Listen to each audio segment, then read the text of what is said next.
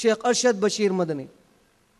अल्हम्दुलिल्लाहि रब्बिल आलमीन वस्सलातु वस्सलामु अला रसूलिहिल करीम व अला आलिहि व अस्हाबिहि अजमईन अम्मा बाद फ़अऊज़ु बिल्लाहि मिनश शैतानिर रजीम बिस्मिल्लाहिर रहमानिर रहीम अफ़ला यंज़ुरूना इलल इबिली कैफ़ खुलिक़त व इलस समाई कैफ़ रुफ़िअत व इलल जिबाली कैफ़ नुसिबत व इलल अर्ज़ि कैफ़ सुतिहत फ़ज़क्किर इन्नमा अंत मुज़क्किर लस्त अलैहिम बिमुसैतिर इल्ला मन तवल्ला व कफ़र फ़युअद्दिबुहुल्लाहुल अज़ाबल अकबर। बिस्मिल्लाहिर रहमानिर रहीम अवलम यरल्लज़ीना कफ़रू अन्नस समावाति वल अर्ज़ कानता रत्क़न फ़फ़तक़नाहुमा व जअलना मिनल माई कुल्ल शैइन हय्य अफ़ला युमिनून। बिस्मिल्लाहिर रहमानिर रहीम रब्बि इश्रह ली सदरी व यस्सिर ली अमरी वहलुल उक़दतम मिन लिसानी यफ़क़हू क़ौली। मैं सबसे पहले अल्लाह सुब्हानहू व तआला का शुक्र बजा लाता हूँ। बेपाया दरूद व सलामती हो मोहम्मद मुस्तफ़ा सल्लल्लाहु अलैहि वसल्लम पर। और मैं दुआ करते हुए मुबारकबादी पेश करते हुए अपने तकरीर का मैं आगाज़ करना चाहता हूँ। मैं मुबारकबादी पेश करता हूँ विज़डम वॉइस के मुंतज़मीन और इसके जो अकाबिरीन और इसके जो एसोसिएट्स और इसके ज़िम्मेदारों के हक़ में मैं दुआ करता हूँ कि अल्लाह सुब्हानहू व तआला इस लगाए हुए पौधे को तरोताज़ा रखे और अल्लाह सुब्हानहू व तआला इसको एक तनावर दरख्त बनाए जिसके साये से और जिसके फलों से ना सिर्फ दावनगिरी बल्कि पूरी दुनिया इंशाअल्लाह उसके साये से फ़ैज़याब हो जाए इंशाअल्लाह। और इसी तरीके से मैं दुआ करता हूँ यहाँ पर तशरीफ़ लाए सारे मुअज़्ज़ज़ उलमाए किराम के हक़ में, बुज़ुर्गान मिल्लत, नौजवानान इस्लाम, मेरी माओ और बहनों, आप सब के खिदमत में मैं दुआ करता हूँ कि अल्लाह सुब्हानहू व तआला आपने अपना जो टाइम निकाला है ताकि आप ये जो नौनिहाल नन्हे मुन्ने बच्चे हैं इनको अप्रिशिएट करने के लिए और इनके माँ बाप ने जो बेहतरीन इक़दाम किया, इनके माँ बाप ने और इनके ज़िम्मेदारों ने जो इन बच्चों को 120 बच्चों को इस गरमाई तातिलात में वो कहीं पर घुमाने ले जा सकते थे, माँ बाप ने क़ुरबानी दी। उन्होंने अपने तातिलात और छुट्टियों की उन्होंने क़ुरबानी दी और वो चाहते तो बच्चों को पिकनिक के बहाने कहीं ले जा सकते थे और ये 14 दिन ये 15 दिन उनके वेस्ट हो सकते थे, लेकिन माँ बाप को फिक्र हुई हमारे आखिरत का क्या होगा, हमारे बच्चों की आखिरत का क्या होगा, हमारे फ्यूचर जनरेशन का क्या होगा।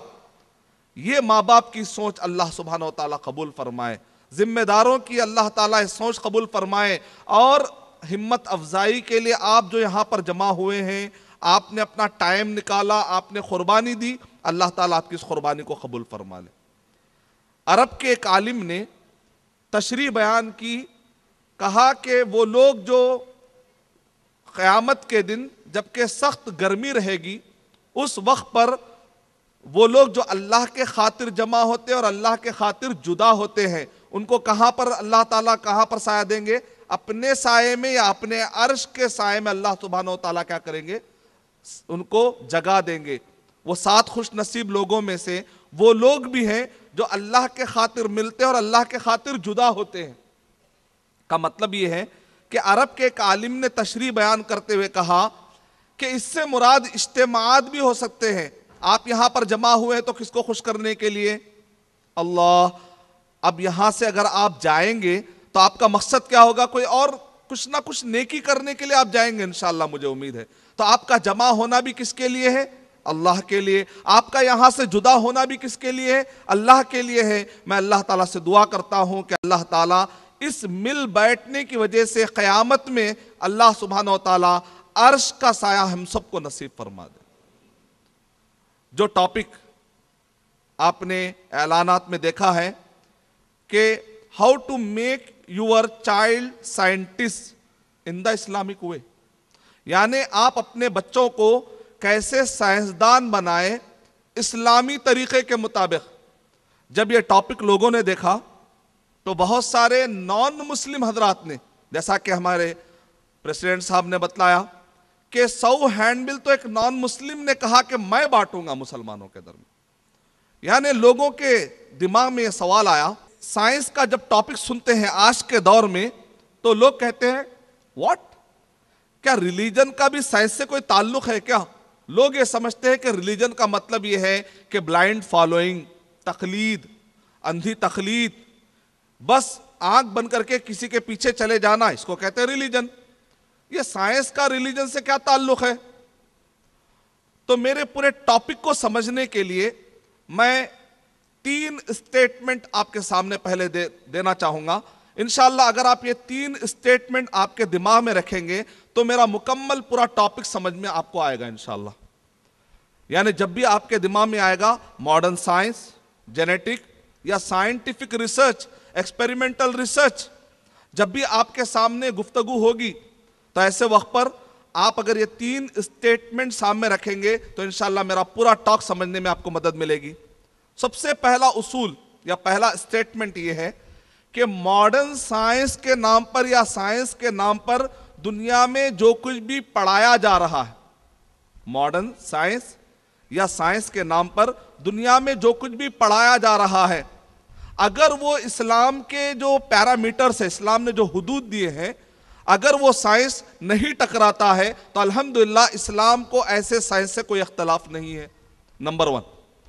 नंबर 2 कि वो सारे उलूम या वो सारे स्टडीज और वो सारा एजुकेशन या वो सारा रिसर्च जो साइंस के नाम पर आज दुनिया में हो रहा है, अगर वो इंसानों के लिए फायदा मंद अगर हो तो इस्लाम ऐसे साइंस के बिल्कुल खिलाफ नहीं है। तीसरा उसूल कि साइंस के नाम पर दुनिया में जितने भी डिस्कवरीज हो रहे हैं और साइंस के नाम पे दुनिया में जितने भी इन्वेंशंस हो रहे हैं, अगर ये इंसान को आखिरत की कामयाबी से रुकावट ना डाले, अगर ये सारा रिसर्च इंसान को आखिरत की कामयाबी से अगर रुकावट ना डाले तो इस्लाम ऐसे साइंस के बिल्कुल खिलाफ नहीं। यानी मतलब ये है कि दुनिया में लोग कहते हैं हमने डिस्कवरी किया, हमने ये डिस्कवर किया, हमने ब्लैक होल डिस्कवर किया, हमने बिग बैंग थ्योरी कैसा वजूद में आती है इसको हमने डिस्कवर किया, हमने एक्सपेंशन ऑफ यूनिवर्स को डिस्कवर किया, हमने प्लैनेट्स और इसी तरीके से सोलार सिस्टम कैसे वर्क करता है या इसी तरीके से गैलेक्सीज कैसे वर्क करते हैं इसको हमने डिस्कवर किया। तो हम ये 3 उसूलों की रोशनी में उनसे कहेंगे तुमने डिस्कवर किया क्रिएशन को, मखलूक़ात को डिस्कवर किया, अगर इन मखलूक़ात के खालिक क्रिएटर को भी डिस्कवर कर लेते तो तुम्हारी डिस्कवरी कंप्लीट हो जाती थी। हम कहेंगे कि आपकी डिस्कवरी अभी इनकम्प्लीट है, जब तक क्रिएशन के जरिए से तुम क्रिएटर को डिस्कवर नहीं करोगे तुम्हारी डिस्कवरी मुकम्मल होने वाली नहीं है। वो साइंसदान जो दुनिया में बड़े बड़े डिस्कवरीज करता है लेकिन वो अल्लाह सुब्हानहू व तआला को पहचान नहीं पाता उसके जरिए से, उससे बेहतर वो 5 साल का, वो 6 साल का बच्चा है जो कुरान मजीद पढ़ता है और कहता है कुल हुवल्लाहु अहद, कह दो कि अल्लाह सुब्हानहू व तआला है वो इन सब का पैदा करने वाला। तो ये 3 उसूल अगर आप सामने रखेंगे तो इंशाअल्लाह मेरी बात आपको समझने में मदद मिलेगी। अब आइए इस्लाम का साइंस से क्या ताल्लुक है, तो आपको मैं और एक फंडामेंटल बुनियादी उसूल देता हूं। जब भी आपको कोई नॉन मुस्लिम, कोई गैर मुस्लिम अगर आपसे पूछे क्या इस्लाम और साइंस आपस में टकराता है या नहीं टकराता, तो आप कह दीजिए उस जवाब में कि साइंस के अंदर थ्योरी भी होते हैं और साइंस के अंदर क्या होते हैं, फैक्ट भी होते हैं। थ्योरी का मतलब होता है नजरिया, थ्योरी कभी भी यूटर्न ले सकता है कोई भी साइंसदान, साइंस यूटर्न लेती है, साइंसदान यूटर्न लेता है। थ्योरीज के अंदर यूटर्न लेने का वो कहते हैं थ्योरी है भाई, अभी तक फैक्ट नहीं बना, किसी ने इसको एक्सेप्ट नहीं किया है, किसी ने इसको कबूल नहीं किया है, तो कहते हैं ये थ्योरी है। थ्योरी का मतलब होता है कि कभी भी साइंसदान इसको कहते हैं हम यूटर्न ले लेंगे, यूटर्न ले लेंगे। और साइंस का दूसरा शोबा होता है फैक्ट्स। फैक्ट्स का मतलब होता है मुसल्लम, जिसको पूरी दुनिया के लोग मानते हैं, जिसको कोई डिनाई नहीं कर सकता, जिसका कोई इनकार नहीं कर सकता। तो हम कहेंगे कि इस्लाम साइंस के जो फैक्ट हैं, इस्लाम का फैक्ट से कभी भी टकराव नहीं हो सकता, ये हमारा चैलेंज है। कोई भी दुनिया का आदमी कुरान मजीद की आयत लाकर बता दे कि साइंस का ये फैक्ट है और कुरान मजीद की आयत है, दोनों आपस में टकरा रहे हैं, ऐसा हो ही नहीं सकता। साइंस के फैक्ट कुरान मजीद की आयतों से कभी भी टकरा नहीं सकते। सेकेंड, इसके अंदर उसूल और एक ये है, वो ये है कि कुरान बुक ऑफ साइंस नहीं है। यानी अगर आप जाकर इसमें देखेंगे तो साइंस के डिटेल उसके अंदर, अरे इसके अंदर छुरी का जिक्र कहाँ है, वो जो डॉक्टर मेडिकल और इसी तरह सर्जरी करने वाले जितने भी आलात और रिसोर्स इस्तेमाल करते हैं उनके नामों का इसके अंदर जिक्र नहीं, तो हम कहेंगे बुक ऑफ साइंस नहीं है, SCIENCE साइंस, बल्कि ये बुक ऑफ साइंस है, SIGNS साइंस, यानी कि ये बुक ऑफ आयात, यानी कि इसके अंदर निशानियां बताई गई। कुरान मजीद के अंदर अल्लाह सुब्हानहू व तआला ने कीवर्ड्स दिए। कीवर्ड्स का मतलब क्या होता है? चाबियां। ऐसे वर्ड्स जो चाबियां हैं, उन चाबियों के जरिए से आप खजाने खोल सकते हैं। इसको कहते हैं बुक ऑफ साइंस। मिसाल के तौर पे आप ट्रैफिक लाइट में देखते हैं हरा रंग, लाल रंग और ऑरेंज रंग, लेकिन क्या आपने कभी देखा है कि ट्रैफिक लाइट में लाल रंग के नीचे लिखा हुआ होता है कि अब आपको रुक जाना है? लिखा हुआ होता है? नहीं होता है। हरे रंग में क्या आपको लिखा हुआ होता है कि अब आपको चलना है? नहीं।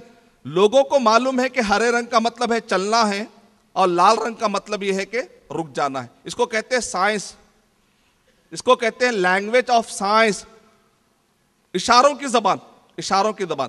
तो कुरान मजीद में अल्लाह सुब्हानहू व तआला ने ऐसे ऐसे इशारे दिए हैं, अगर कोई इस पर गौर करेगा, तदब्बुर करेगा, तो दुनिया के साइंटिफिक रिसर्च के लिए दरवाजा खुल जाएगा। इसीलिए मोरिस बुकाय ने एतला बाइबल, एतला कुरान और एतला साइंस, इस किताब के अंदर मोरिस बुकाय ने क्या कहा? कुरान मजीद के अंदर लगभग 1000 आयतें हैं जो मॉडर्न साइंस से मुताल्लिक गाइड करती है। कुरान मजीद गाइड कर रहा है, लेकिन कई लोगों को मालूम नहीं है और साइंस के पास अभी इतने रिसोर्सेस नहीं है कि कुरान मजीद की इन आयतों को वो समझ सके।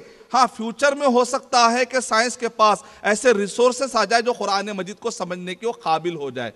यानी मतलब ये निकला कि अगर कुरान मजीद को साइंस आज की प्रूफ नहीं कर सक रही है, तो इसका मतलब ये नहीं कि कुरान मजीद साइंस का नीडी है, या इसका मतलब ये नहीं कि कुरान मजीद आउटडेटेड है। इसका मतलब ये है कि साइंस आउटडेटेड है, कुरान मजीद मोर एडवांस है। साइंस, कुरान मजीद साइंस से मोर एडवांस है। साइंस के पास अभी इतने रिसोर्सेस नहीं है कि कुरान मजीद की मुकम्मल बातों को समझ सके और आइडेंटिफाई कर सके और एक्सपेरिमेंटल रिसर्च के तौर पे समझा सके।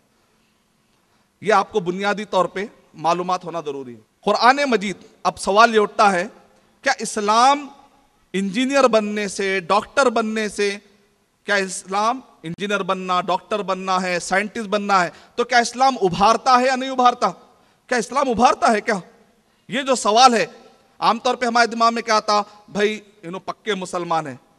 मतलब ये है कि एक साइंटिस्ट होते हुए भी एक आदमी पक्का मुसलमान रह सकता है, एक डॉक्टर होते हुए भी एक आदमी पक्का मुसलमान रह सकता है, एक दाई होते हुए, एक आलिम होते हुए भी पक्का मुसलमान रह सकता है। ऐसा नहीं है कि आलिम बने ही तो ये आदमी पक्का मुसलमान है और औलिया सिर्फ आलिमों में चाहेंगे, भाई दूसरों में नहीं आ सकते, ऐसा कुछ भी तय नहीं है। अक्सर हमारे दिमाग में क्या था? साइंटिस्ट वली हो ही नहीं सकता। आपने क्यों अल्लाह की रहमत को महदूद कर दिया? एक आदमी साइंटिस्ट और दुनिया के बेहतरीन उलूम को हासिल करते हुए भी एक पक्का मुसलमान रह सकता है, क्योंकि इस्लाम में दुनियावी नॉलेज, दीनी नॉलेज, ऐसा डिस्क्रिमिनेशन नहीं पाया जाता। ये हमने बांट लिया। मिसाल के तौर पे हम कहते हैं ना, अरे दुनियादार है भाई, छोड़िए। हम क्या कहते हैं? हम लोग ये कहते हैं, अरे इनके घर में सिर्फ डॉक्टर ही डॉक्टर, इंजीनियर है, एक भी आलिम नहीं है, पूरे दुनियादार हैं, यहां से वहां तक दुनियादार हैं। हमारे घर में तो आलिमा है भाई, हाफिजा है। हम लोग जो है दूसरी पढ़े पढ़ाते नहीं।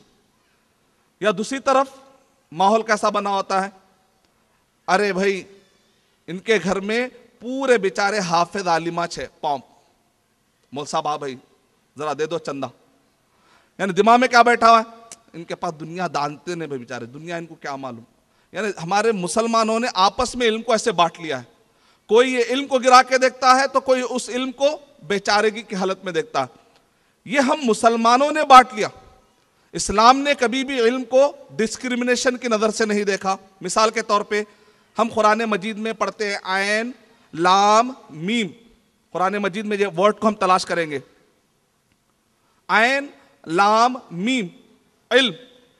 तो कुरान मजीद में लगभग अपने पूरे रूट्स वर्ड्स के साथ और अपने पूरे मुश्तक़ात और उसके रिलेटिव टर्म्स के साथ कुरान मजीद में वर्ड कितने मरतबा आया? 805 मरतबा आया। और पूरे कुरान मजीद में अल्लाह ताला ने जो ऐन लाम मीम का वर्ड है वो कॉन्टेम्पररी एजुकेशन के लिए भी अल्लाह ताला ने यही वर्ड इस्तेमाल किया, शरिया नॉलेज के लिए भी यही वर्ड अल्लाह ताला ने इस्तेमाल किया। इसको कहते हैं इस्लाम के इल्म में दो शाखें, इस्लाम के इल्म में दो शाखें हैं, एक है कॉन्टेम्पररी एजुकेशन, दूसरा है शरिया एजुकेशन। अब आप कुरान मजीद में गौर करेंगे तो अल्लाह ताला ने ऐन लाम मीम का वर्ड असरी इल्म के लिए भी वही वर्ड है, शरई इल्म के लिए भी वही वर्ड है। हालांकि आप मालूम है अरबी जबान में सकाफतुन वर्ड है, मारिफतुन वर्ड है। अल्लाह ताला चाहे तो ऐसा कर सकते थे ना, असरी इल्म के लिए सकाफतुन, शरई इल्म के लिए अल्लाह ताला इल्म, अलग अलग वर्ड अल्लाह इस्तेमाल कर सकते थे। अल्लाह ताला ने वर्ड भी अलग नहीं इस्तेमाल किया। इसका मतलब यह निकला कि अल्लाह सुब्हानो व तआला ने इल्म के दरमियान कोई डिफरेंशिएट नहीं किया, कोई डिस्क्रिमिनेशन नहीं किया। हमने डिस्क्रिमिनेशन कर लिया। मैं आपको मिसाल देता हूं, कल के दिन कोई आदमी कहेगा नहीं भाई कुरान मजीद में कहा दुनियावी इल्म को कहां कहा गया?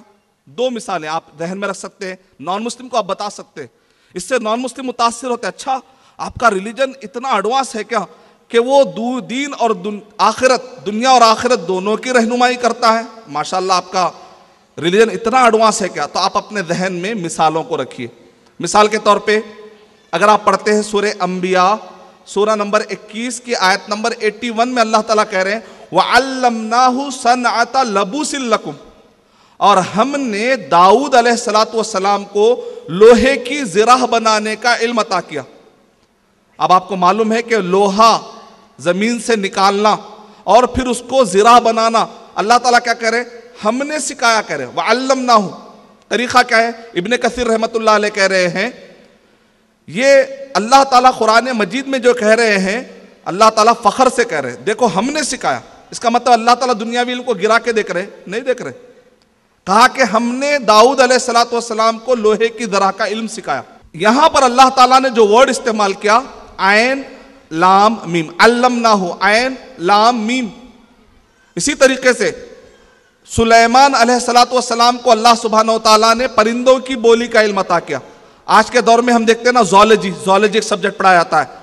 हमसे ज्यादा एडवांस तो सुलेमान अलैहिस्सलातु वस्सलाम थे। सिर्फ जानवरों के बारे में नहीं जानते थे बल्कि जानवरों की जो बोली होती थी, गुफ्तगू होती थी, वो भी समझते थे। सूरह नमल सूरह नंबर 27 की आयत नंबर 16-17 में क्या कह रहे? या अय्युहन्नास उल्लिमना मंतिक़त तैर, ऐ लोगो अल्लाह ने हमको परिंदों की बोली सिखाई। क्या करें? अल्लाह ने हमको परिंदों की बोली सिखाई। परिंदों की बोली का इल्म सीखना, यहां पर क्या वर्ड है? आयन लाम मीम। क्या अल्लाह ताला ने इल्म के दरमियान फर्क किया? नहीं किया। जब अल्लाह ताला ने गैब के बारे में, अकीदे के बारे में अल्लाह ताला ने इल्म दिया तो क्या आलिमुल गैबी व शहादा, अल्लाह ताला क्या गैब का जानने वाला और शहादत का भी जानने वाला है। अकीदे का भी इल्म आता है, शरीयत का भी इल्म आता है। वल्लाहु यअलमु व अंतुम ला तअलमून, अल्लाह वो चीजें जानता है जिसको तुम नहीं जानते। इसका मतलब अकीदे के लिए अल्लाह ताला ने जो वर्ड इस्तेमाल किया आयन लाम मीम, कॉन्टेम्पररी एजुकेशन के लिए भी अल्लाह ताला ने कौन सा वर्ड इस्तेमाल किया? आयन लाम मीम। इससे पता चला कि कुरान मजीद इल्म के दरमियान डिफरेंशिएट नहीं करता। मैंने शुरू में आपको 3 उसूल दिए हैं। अब इसकी रोशनी में हम देख सकते हैं कि अगर एक डॉक्टर, हर एक को डॉक्टर बनना जरूरी नहीं है, हर एक को डॉक्टर बनना जरूरी नहीं है, लेकिन हर डॉक्टर को यह जानना जरूरी है कि उसका पैदा करने वाला कौन है, मरने के बाद वो कहां जाने वाला है, रसूलों का क्या तारुफ है। इसी तरीके से हर एक को मुफ्ती बनना, मुफस्सिर बनना, फकीह बनना जरूरी नहीं है। स्पेशलाइजेशन का जमाना है। कुछ हमारे पास मुफ्ती, मुफस्सिर और फकीह होंगे और कुछ हमारे पास डॉक्टर होंगे। स्पेशलाइजेशन हर एक का अलग अलग रहेगा, लेकिन बेसिक नॉलेज में हर एक को कुछ ना कुछ जान के रहना जरूरी है। एक डॉक्टर ये नहीं कह सकता कौन अल्लाह है, कौन रसूल है, मैं नहीं जानता। इसी तरीके से एक मुफ्ती को फतवा देने के लिए भी दुनियावी बेसिक नॉलेज की बहुत जरूरत है। अगर हमारे पास मुआशरे में इस्लामिक स्कूल अगर मौजूद हो, इंशाअल्लाह मैं दुआ करता हूं कि वॉइस इस ऑर्गेनाइजेशन ने इरादा किया है। क्या इरादा है? देखिए, जज्बा देखिए, आप गौर कीजिए एक समर कैंप से अरशद भाई हम इरादा लेना चाहते हैं, शुरुआत करना चाहते हैं। मैंने कहा भाई क्यों, स्कूल शुरू क्यों नहीं करते? नहीं, पहले दावनगिरी के लोगों में एहसास पैदा हो कि ये वर्क हमारा, इसकी ज़रूरत महसूस हो। तो एक समर कैंप से पहले हम शुरुआत लेंगे, किड्स कैंप। तो ऐसे वक्त पर हमारी टीम ने कहा ठीक है भाई 21 दिन के लिए एक kids Islamic summer camp kids के लिए हम रखेंगे।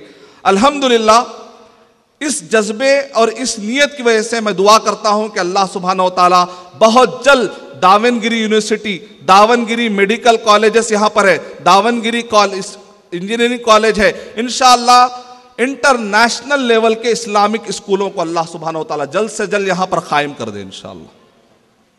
और ना सिर्फ दावनगिरी लेवल पर नहीं, बल्कि वर्ल्ड क्लास इंटरनेशनल लेवल पर सारे क्वालिटी रखने वाले वो इस्लामी स्कूल, एक नहीं बल्कि कई ऐसे इस्लामी स्कूल खुल जाए इंशाअल्लाह। मैं अल्लाह ताला से दुआ करता हूं।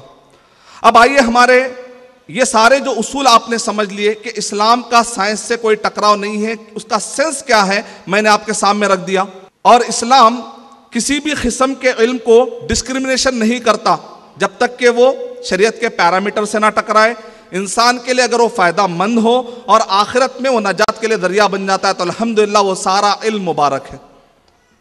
अब आप गौर कीजिए कि साइंस, जब हम कहते हैं कि इस्लाम एंड साइंस, या अपने बच्चों को कैसे हम साइंटिस्ट बनाएं इस्लामी तरीके के मुताबिक,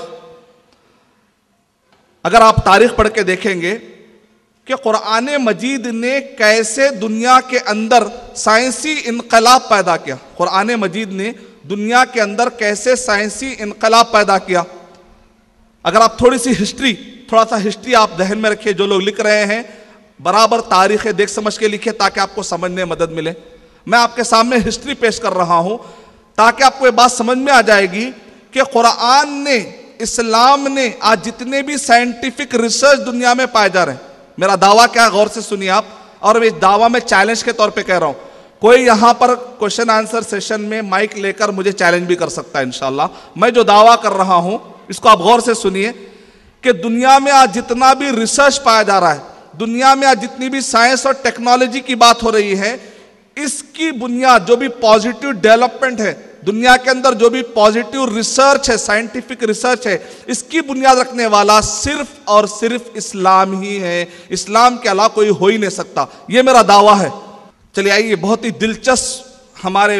दिलचस्प मोड़ इख्तियार कर चुका हमारा टॉपिक। इस टॉपिक के जरिए से आप नॉन मुस्लिम के सामने इस्लाम की अजमत बिठा सकते हैं इंशाअल्लाह। मिसाल के तौर पे जिस वक्त पर कुरान मजीद नाजिल हुआ, कुरान मजीद जो नाजिल हुआ और मुकम्मल हुआ, कोई आप बता सकते हैं कि 6th और 7th सेंचुरी अगर आप पढ़ते हैं ईसवी एतबार से, क्रिश्चियन ईरा के एतबार से 6th और 7th सेंचुरी में जब कुरान मजीद नाजिल हुआ तो दुनिया के पूरे लोग क्या कहते हैं, कुरान मजीद कब नाजिल हुआ? तो लोग कहते हैं डार्क एजस में। डार्क एजस कहते थे, यूरोप अंधेरी नगरियों में अंधेरे में लाइफ गुजार रहा था, इसको कहते हैं लोग डार्क एजस कहते हैं। दुनियावी लोग कहते हैं इसको डार्क एजस कहते हैं। अच्छा ठीक है भाई, कब से दुनिया में तरक्की आई, मॉडर्न एजुकेशन कब से आया? तो लोग कहते हैं कि 1452 में जब डाविंसी ने यूरोप के अंदर ऐलान किया कि आज से साइंसदानों को जिंदा नहीं जलाया जाएगा, आज से साइंसदानों को प्रमोट किया जाएगा। ये कब हुआ? यूरोप के अंदर 1452 में ये ऐलान हुआ। अमेरिका कब दरियाफ्त हुआ? 1492 में अमेरिका दरियाफ्त हुआ, डिस्कवर हुआ। उससे पहले अमेरिका क्या था, अमेरिका में क्या कौन लोग रहते थे, दुनिया को कुछ भी नहीं मालूम। अमेरिका कब दरियाफ्त हुआ? 1492 में। हमारे दिमाग में क्या आता है? नासा, अमेरिका, अरे शायद यही लोग साइंस के ऊपर काम कर रहे थे। मुसलमानों को साइंस से क्या ताल्लुक है, इस्लाम को साइंस से क्या ताल्लुक है, हमारे दिमाग में बात आती है। और दिमाग में क्या बैठा हुआ है, अमेरिका शायद बहुत जमाने से ऐसा तरक्की कर लेते आ रहा होगा, इस्लाम का क्या ताल्लुक है इन सब चीजों का। 1492 में अमेरिका दरियाफ्त हुआ। आपको मैं जरा और करीब करूं, अमेरिका कब दरियाफ्त हुआ? हैदराबाद का चार मीनार बना। हैदराबाद का चार मीनार कब बना? 410 साल पहले बना। उससे 200 साल पहले अमेरिका दरियाफ्त हुआ। अरे तकरीब हैदराबाद में जो चार मीनार बना 410 साल पहले बना, उससे जरा 200 साल और ऐड कर लिए तो अमेरिका दरियाफ्त हुआ, डिस्कवर हुआ। अरे यहां पर भी रह सकते, ये जमीन में भी रह सकते, कुछ लोग यहां पर रहते हैं। यानी मतलब निकला कि 600-700 साल पहले अमेरिका क्या है लोगों को मालूम भी नहीं। और उस वक्त पर माशाल्लाह मुसलमान क्या कर चुके थे, कुतुब मीनार बना चुके थे। यानी जिस वक्त पे अभी अमेरिका 1777 में अमेरिका क्या हुआ, आजाद हुआ। 1777 में अमेरिका जब आजाद हुआ, जब तक माशाल्लाह मुसलमान ताजमहल बना दिए थे, लाल किला बना दिए थे, मुसलमान कितने एडवांस थे आप अंदाजा ला सकते हैं। उससे पहले मुसलमान दुनिया के 3 बड़े मुल्कों पर, उमर बिन अब्दुल अजीज रहमतुल्लाह अलैह, एक नहीं बल्कि 3 बर्रे आज़मों पर हुकूमत करते थे माशाल्लाह। आप अंदाजा लगाइए, आज के दौर में इतना एडवांस होने के बावजूद भी कोई एक बादशाह बताइए कि जो 3 कॉन्टिनेंट्स पर वो हुकूमत कर रहा था। आज के दौर में कहां है, इतना एडवांस होने के बावजूद, इतनी हाई टेक्नोलॉजी होने के बावजूद। लेकिन उमर बिन अब्दुल अजीज रहमतुल्लाह अलैह 3 कॉन्टिनेंट पर वो क्या कर रहे थे, हुकूमत कर रहे थे। और विकिपीडिया में लिखा हुआ है कि उमर बिन अब्दुल अजीज रहमतुल्लाह अलैह के ज़माने में एक भी टेररिज्म का वाक़या पेश नहीं आया। इतना कंट्रोल था उनको अवाम पर, इतना कंट्रोल था उनको अपनी हुकूमत पर। यानी 1492 में अमेरिका दरियाफ्त हुआ, 1452 में यूरोप बेदार हुआ और कहा कि आज से साइंसदानों को नहीं जलाया जाएगा। नतीजे में यूरोप का रिनेसांस पेश आया। क्या कहते हैं, यूरोप का रिनेसांस पेश आया। इसको कहते हैं enlighten, age of enlighten, age of reasoning, age of modernism, modernism कहते हैं। यानी मतलब यह है कि 1452 के बाद से कहते हैं कि भाई अब से मॉडर्न दौर शुरू हुआ है। उससे पहले यूरोप के लोग चूंकि सो रहे थे, लिहाजा वो लोग क्या कहते हैं कि ये डार्क एजस है, ये अंधेरी नगरियां हैं कहते थे। और 1452 में जब यूरोप बेदार हुआ, 1453 में मुसलमानों की हुकूमत गिरी, अब्बासिया की हुकूमत गिरी।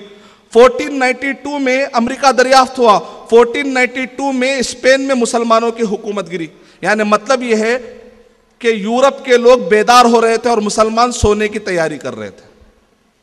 अभी बताया ना आपको, जनाब मंसूर साहब ने बताया, कोमा ने बल्कि डीप कोमा में जाने की तैयारी कर रहे थे। अल्लाह हिफाज़त फरमा। आज के जितने भी हमारे मासूम बच्चे हैं कॉलेज में क्या पढ़ते हैं, डार्क एजस और मॉडर्न एज, इतना ही पढ़ते हैं।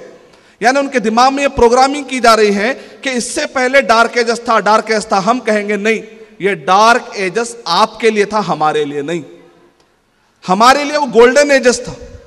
कुरान मजीद नाजिल होने के बाद 7वीं सदी में, 8वीं सदी में, 9वीं सदी में जो साइंसदान आए और उन साइंसदानों ने जो किताबें लिखी, जो रिसर्च उन्होंने पेश किया, उसकी वजह से यूरोप बेदार हुआ, उसकी वजह से अमेरिका डिस्कवर हुआ। जब मुसलमानों ने रिसर्च के अंबार लगा दिए, तो जैसा आज के दौर में हम अमेरिका के नासा के रिसर्च के हम वाक़या सुनते हैं, तो हमारे मुसलमान क्या करते हैं, हमारे बच्चों को, बीवी बोलते अपने शौहर को, अजी अपन भी अपने अपने बच्चे को अमेरिका भेजेंगे जी, अरे कहीं को अच्छा साइंसदान बनता। तो जैसा हम मुतासिर होते, भिजाते। एक जमाना यह था कि यूरोप के लोग अपने बच्चों को स्पेन भिजाते थे। एक जमाना यह था कि यूरोप के लोग अपने बच्चों को बगदाद भिजाते थे। 1452 में जब दाविंसी ने देखा कि मुसलमान तेजी के साथ आगे बढ़ते चले जा रहे हैं, बेहतरीन रिसर्च हो रहा है उधर, और दुनिया पूरी अंधेरे में सोती थी, लेकिन मुसलमान रोशनी बड़ी मकदार में जलाने और रोशनी बड़ी मकदार में पैदा करने के काबिल हो चुके थे। विकिपीडिया में लिखा हुआ है, जिस वक्त पर यूरोप और अमेरिका अंधेरे में सोता था, मुसलमान रोशनी में सोया करते थे। जिस वक्त पर यूरोप में बारिश पड़ जाती थी तो उनके पास पानी के पहुंचने का कोई निज़ाम नहीं था, लेकिन बगदाद की सड़कों पे पानी गिरता था, 1 घंटे के अंदर पता नहीं चलता था कि यहाँ बारिश हुई क्या। इतना ज़्यादा मुनज़्ज़म तरीके से वहाँ का ट्रैफिक सिस्टम और वहाँ का ड्रेनेज सिस्टम था। इतने वेल एडवांस थे मुसलमान उस जमाने के। 1492 और 1452 से पहले की बात कर रहा हूं मैं आपको थोड़ी मिसालें देता हूं। मैं आपके सामने 6 किताबों का जिक्र करूंगा जो 1492 और 1452 से पहले लिखी गई, क्योंकि अगर मैं दावा करूंगा कि 1452 में मॉडर्न एज है तो उससे पहले वो किताबें हमको बताना पड़ेंगी जो मुसलमान उस जमाने के साइंसदानों ने जो किताबें लिखी, उन किताबों को आपको जानना बहुत जरूरी है, ताकि आप जब डिस्कशन होगा नॉन मुस्लिम के साथ तो आप प्रूफ पेश कर सकते हैं। मैं आपको 6 किताबों के नाम देता हूं। एक किताब का नाम है किताबुल मनादिर। मनादिर का मतलब होता है ऑप्टिकल साइंस। आप जो देख रहे हैं कैमरा, आज जो कैमरे से कैच किया जा रहा है। कमर, कमर का मतलब होता है अंधेरे वाला रूम, उससे वर्ड निकला camera, camera, camera. Optical science यानी कि इंसान की जो आंख की जो पुतली है वो किस तरीके से जब कैच करती है और फ्रैक्शन ऑफ सेकेंड में एक इंसान का जो इमेज है वो पहले टेढ़ा जाता है, फिर उसके बाद सीधा हो जाता है। इसके बारे में डिटेल लिखने वाले इब्नुल हैसम। ये किताब आपको यूके में वहां के म्यूजियम में आपको मिलेगी, और अगर आप ऑनलाइन जाएंगे तो इसके स्कैन किए हुए किताबें आपको, ये अल्फाज पूरे मिलेंगे आपको, पेपर्स पूरे मिल जाएंगे आपको। शारजा के म्यूजियम में आपको मिलेंगे, कतर के म्यूजियम में आपको मिल जाएंगे। किताब का नाम है किताबुल मनादिर, इब्नुल हैसम। और इसके अंदर आज जो नासा में पहले के जो साइंसदान हैं, यानी कि हम कहते हैं ना बीसी का मतलब होता है बिफोर क्राइस्ट, यानी ईसा अलैहिस्सलाम के आने से पहले 3 बड़े फिलोसोफर गुजरे हैं। आप लोग जानते हैं, प्लूटो उर्दू में कहते हैं अफलातून, एरिस्टोटल उर्दू में कहते हैं अरस्तातालिस।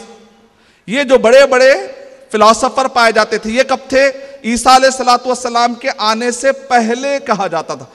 इनको लोग कहते भाई वो शायद साइंसदान है, यूरोप के लोग शायद उनसे सीखे। आमतौर पे हमारे दिमाग में क्या बैठा हुआ है, यूरोप के लोग शायद के वो फिलोसोफर से सीखकर वो लोग रिसर्च में आगे बढ़े। अचानक यूरोप बेदार होके आगे कैसे बढ़ा? तो लोग कहते हैं भाई वो फिलोसोफर जो थे ना, उनकी बुनियाद पे आगे बढ़ा, प्लूटो की बुनियाद पे आगे बढ़ा, एरिस्टोटल की बुनियाद पर आगे बढ़ा। हम कहते हैं जवाब गलत। उसकी वजह यह है कि प्लूटो और एरिस्टोटल जो साइंटिफिक मेथोडोलॉजी अपनाते थे वो एक्सपेरिमेंटल रिसर्च नहीं था, वो हाइपोथेटिकल रिसर्च था। कौन सा था वो? हाइपोथेटिकल। हाइपोथेटिकल का मतलब होता है कयास। बादल आ रहे हैं और वहां से बिजली आ रही है, इसका मतलब ये निकला कि 2 बादल टकराने की वजह से बिजली आ रही। बाद में क्या बोले आकर कि नहीं नहीं नहीं नहीं, वैसा नहीं है, ये गलत बात है, बादल के टकराने की वजह से बिजली नहीं आती। एक्सपेरिमेंटल रिसर्च ने हाइपोथेटिकल रिसर्च को डिफीट कर दिया, रिजेक्ट कर दिया। तो प्लूटो और एरिस्टोटल का जितना भी साइंटिफिक रिसर्च है, आज के एक्सपेरिमेंटल रिसर्च वाले साइंटिस्ट ने उन सबको क्या कर दिया है? रिजेक्ट कर दिया। उसकी वजह यह है कि पुराना जो भी रिसर्च था वो हाइपोथेटिकल रिसर्च था, कयास, ऐसा होगा ऐसा होगा। लेकिन आज का जो रिसर्च है वो क्या है? एक्सपेरिमेंटल बेस्ड रिसर्च है। यानी कोई भी चीज करने के लिए एक्सपेरिमेंट करने के बाद ही कहते हैं भाई ये ने ऐसा नहीं ऐसा है, कयास आ रहा ही नहीं बल्कि बाकायदा एक्सपेरिमेंट करना है। सवाल यह है कि ये एक्सपेरिमेंटल रिसर्च का कॉन्सेप्ट देने वाले कौन थे? प्लूटो तो नहीं दे सका, एरिस्टोटल तो नहीं दे सका। दरमियान में कौन सा जनरेशन है? कुरान मजीद नाजिल होने के बाद 7वीं, 8वीं, 9वीं और 10वीं, ये 400 साल में मैं आपको जो किताबों के नाम दे रहा हूं, 8वीं, 9वीं, 10वीं और 11वीं, जबकि 14 यानी मतलब है कि उसके 300 साल के बाद यूरोप बेदार हुआ, उसके 300 साल के बाद अमेरिका डिस्कवर हुआ। उससे पहले यानी तकरीबन 700 साल पहले की किताबों के मैंने आपको नाम दे रहा हूं। नंबर 1 किताब का नाम है किताबुल मनादिर, जिसके अंदर क्या है? ऑप्टिकल साइंस के बारे में रिसर्च लिखा हुआ। और साथ में आज जो नासा में, अगर आप नासा में जाएंगे तो वहां पर क्या है? नासा के अंदर एक्सपेरिमेंटल रिसर्च कॉन्सेप्ट है, हाइपोथेटिकल नहीं है। ये जो एक्सपेरिमेंटल रिसर्च का सबसे पहले कॉन्सेप्ट देने वाले दुनिया में किताबुल मनादिर के अंदर 7 स्टेप लिखे हुए। किताबुल मनादिर में अगर आप पढ़ के देखते हैं तो उसके अंदर 7 स्टेप लिखे गए हैं कि किस तरीके से एक्सपेरिमेंट करना है। तो सबसे पहले कहते हैं ऑब्जर्वेशन। पहला स्टेप क्या है? ऑब्जर्वेशन, यानी अपने अतराफ की जगहों को अपने हवा से खमसा के जरिए से गौर करो। जैसा कि शायर ने क्या ही खूब कहा, खोल आंख जमी देख, फलक देख, फजा देख, मशरिक से उभरते हुए सूरज को जरा देख। यानी ऑब्जर्व करना, गौर करना। अल्लाह ताला ने कुरान मजीद में क्या इरशाद फरमाया? अफला यंजुरूना इलल इबली कैफा खुलिकत, क्या वो लोग गौर नहीं करते कि ऊंट कैसे बनाया गया है? डेजर्ट के अंदर ऊंट कैसे चल रहा है? जैसे समंदरों के अंदर कश्ती चलती है, वैसे डेजर्ट के अंदर ऊंट कैसे चल रहा है? अफला यंजुरून, क्या गौर नहीं करते? अफला यंजुरूना इलल इबली कैफा खुलिकत व इला समाई कैफा रुफियत, क्या आसमानों की तरफ नहीं देखते कि कैसे उठाया गया? व इलल जिबाली कैफा नुसिबत, क्या तुम गौर नहीं करते कि पहाड़ों को कैसे गाड़ा गया? व इलल अर्दी कैफा सुतिहत, क्या तुमने गौर नहीं किया? कुरान मजीद ऑब्जर्वेशन पर उभर रहा, क़ियास आराई पर नहीं, हाइपोथेटिकल अंदाज में नहीं, बल्कि ऑब्जर्वेशन के लिए। तो एक्सपेरिमेंटल रिसर्च के 7 स्टेप है, उसमें से पहला स्टेप यह है कि ऑब्जर्वेशन करना। कुरान मजीद ने ऑब्जर्वेशन करना सिखाया। ऑब्जर्वेशन करने के बाद बिखरी हुई मालूमात को कलेक्ट करना, बिखरी मालूमात को कलेक्ट करना, सेकेंड स्टेप। थर्ड स्टेप यह है कि उसको कंडक्ट करना, सही जगह पर सही को तरतीब देना, कंडक्ट करना। फिर चौथा तरीका यह होता है कि उसमें से कंक्लूजन को पहुंचना, नतीजा निकालना, जिसको आप कहते हैं इन्फ्रेंस, को एक नतीजा निकालना। फिर उसके बाद का पांचवा स्टेप यह है कि उसके अंदर क्रॉस चेक करना पड़ेगा आपको, क्रॉस चेक करना पड़ेगा आपको। फिर उसके बाद का मरहला है एक्नॉलेजमेंट, उसके बाद है रेफरेंस। यानी कुल मिलाकर ये 7 स्टेप। अगर आप नासा के www.nasa में अगर आप जाकर मारेंगे तो कहा जाता है कि 7 स्टेप्स की बुनियाद पर कोई भी रिसर्च का काम मुकम्मल होगा।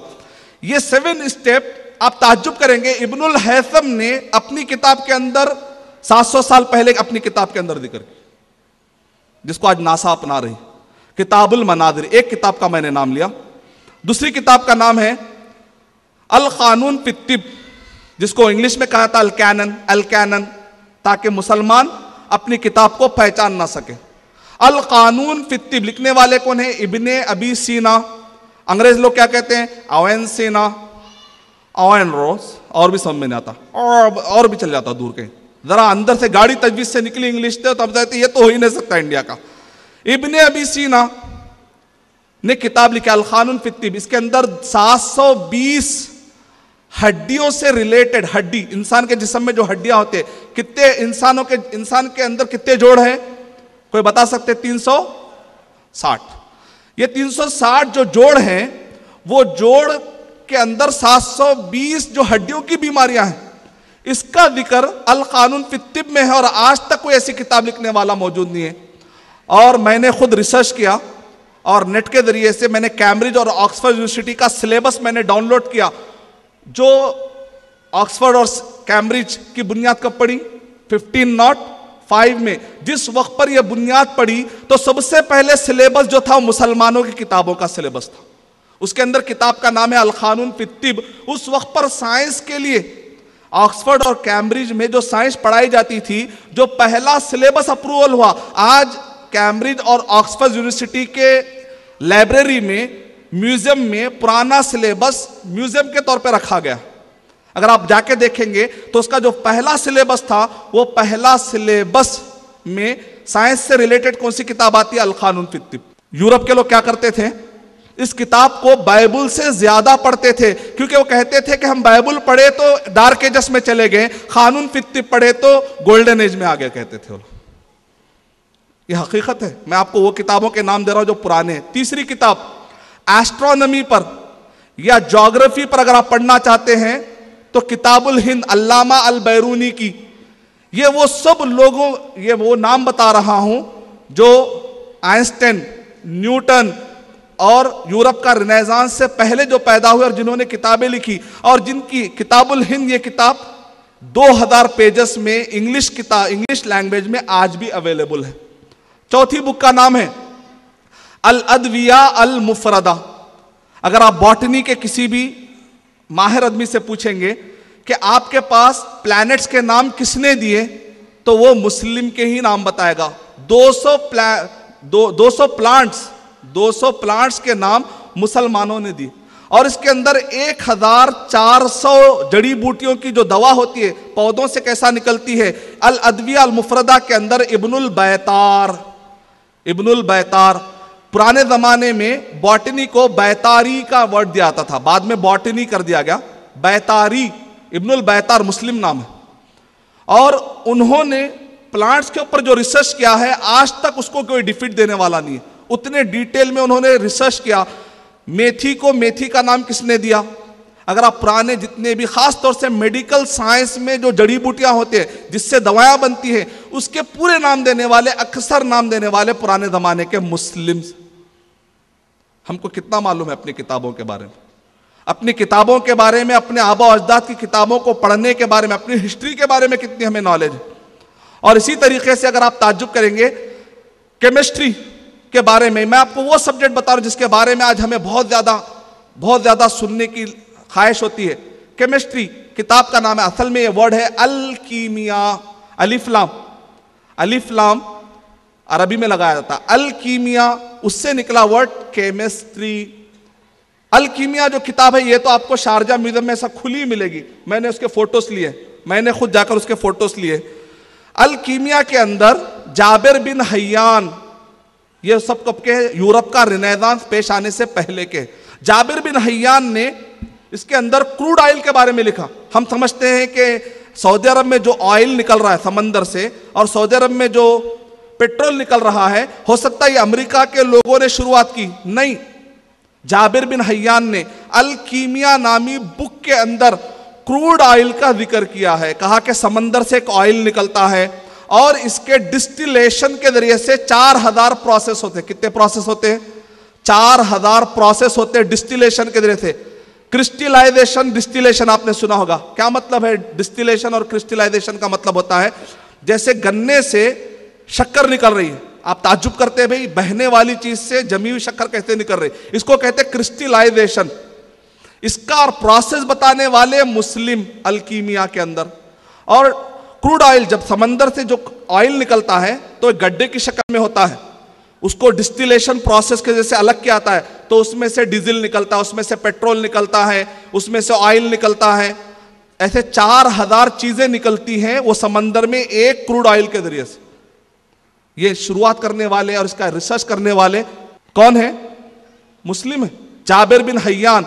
तो इसी तरीके से अगर आपको मैं ये बताऊंगा कंप्यूटर की शुरुआत करने वाले कौन है, तो आप किसी भी कंप्यूटर जानने वाले से पूछेंगे कि भाई कंप्यूटर का बेस क्या है, तो वो कहेगा अलगोरिथम।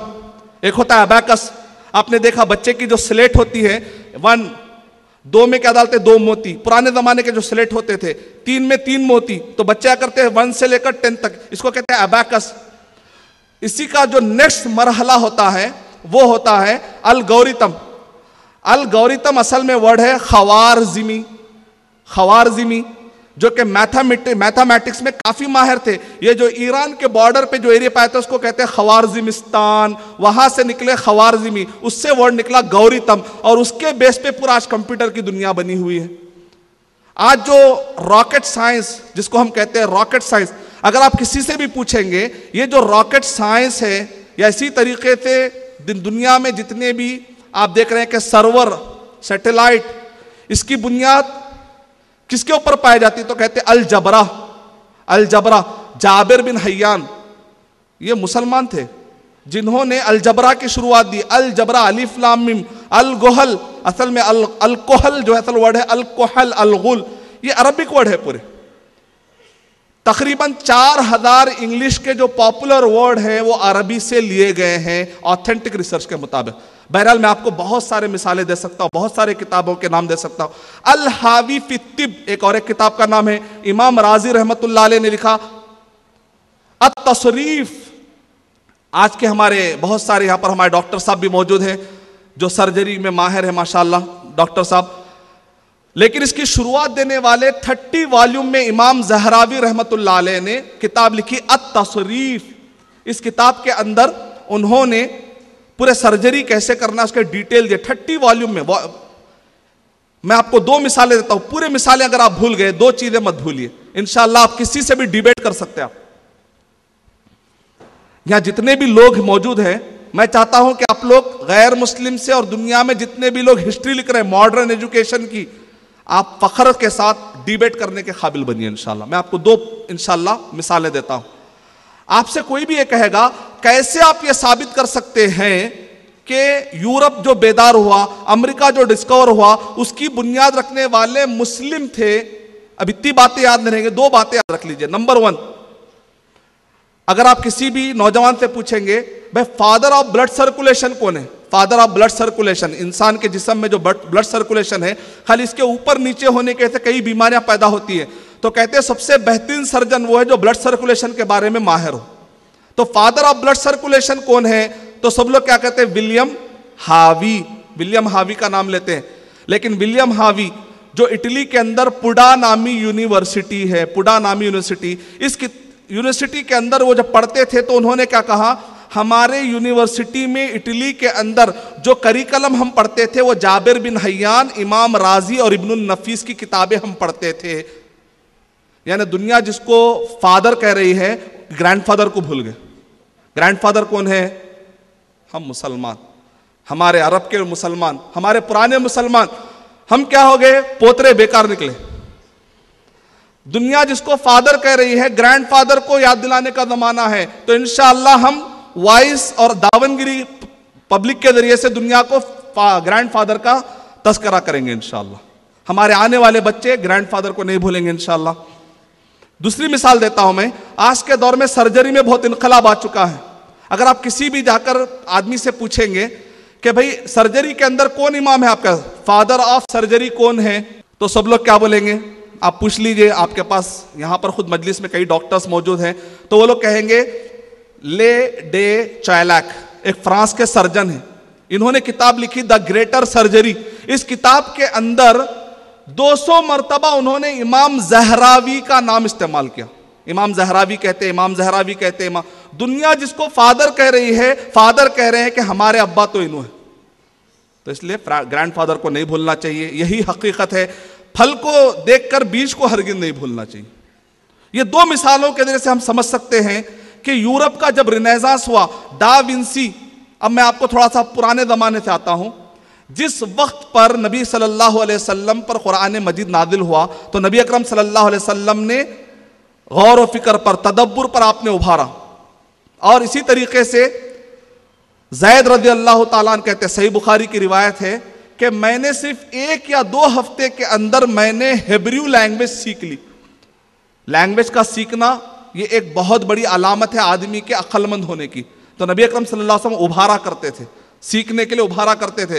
हज़रत अब्दुल्लाह बिन अब्बास रज़ी अल्लाह ताला ने बिग बैंग थ्योरी का नजरिया आज से 1400 साल पहले दिया। आज के दौर में साइंटिफिक रिसर्च जानने वाले क्या कहते हैं? बिग बैंग थ्योरी, हमने बहुत बड़ी डिस्कवरी की। लेकिन इब्ने अब्बास रज़ी अल्लाह ताला ने तफसीर कुर्तुबी, हवाला लिख लीजिए, और सूरह अंबिया सूरह नंबर 21 की आयत नंबर 30 के अंदर है, अवलम यरल्लज़ीना कफरू अन्ना समावाति वल अर्ज़ कानता रतकन फफतकनाहुमा, के क्या वो गौर नहीं करते? क्या ये लोग तदब्बुर नहीं करते, ऑब्जर्व नहीं करते? ऑब्जर्वेशन कहाँ गया, रिसर्च कहाँ गया? कि पहले आसमान और जमीन दोनों के दोनों मिले हुए थे, अल्लाह ताला ने इन दोनों को अलग कर दिया। इब्ने अब्बास रज़ी अल्लाह ताला अन्हु से सहाबा इकराम ने आकर पूछा कि ए इब्ने अब्बास रज़ी अल्लाह ताला अन्हु, क्या मतलब है इस आयत का? तो इब्ने अब्बास रज़ी अल्लाह ताला अन्हु कहते हैं, अल कुरान युफस्सिरु बादहु बादा, सूरह दुखान की आयत और ये आयत को जमा करने से पता चलेगा कि पहले आसमान और जमीन दोनों के दोनों एक नेबुला फॉर्म में थे। यानी कि दोनों ऐसा लगता था जैसे एक धुआं है, दुखान की शक्ल में है, दोनों मिले हुए थे। अल्लाह ताला ने स्पेस को दरमियान में लाया, जमीन और आसमान को अल्लाह ताला ने अलग कर दिया। कौन करें?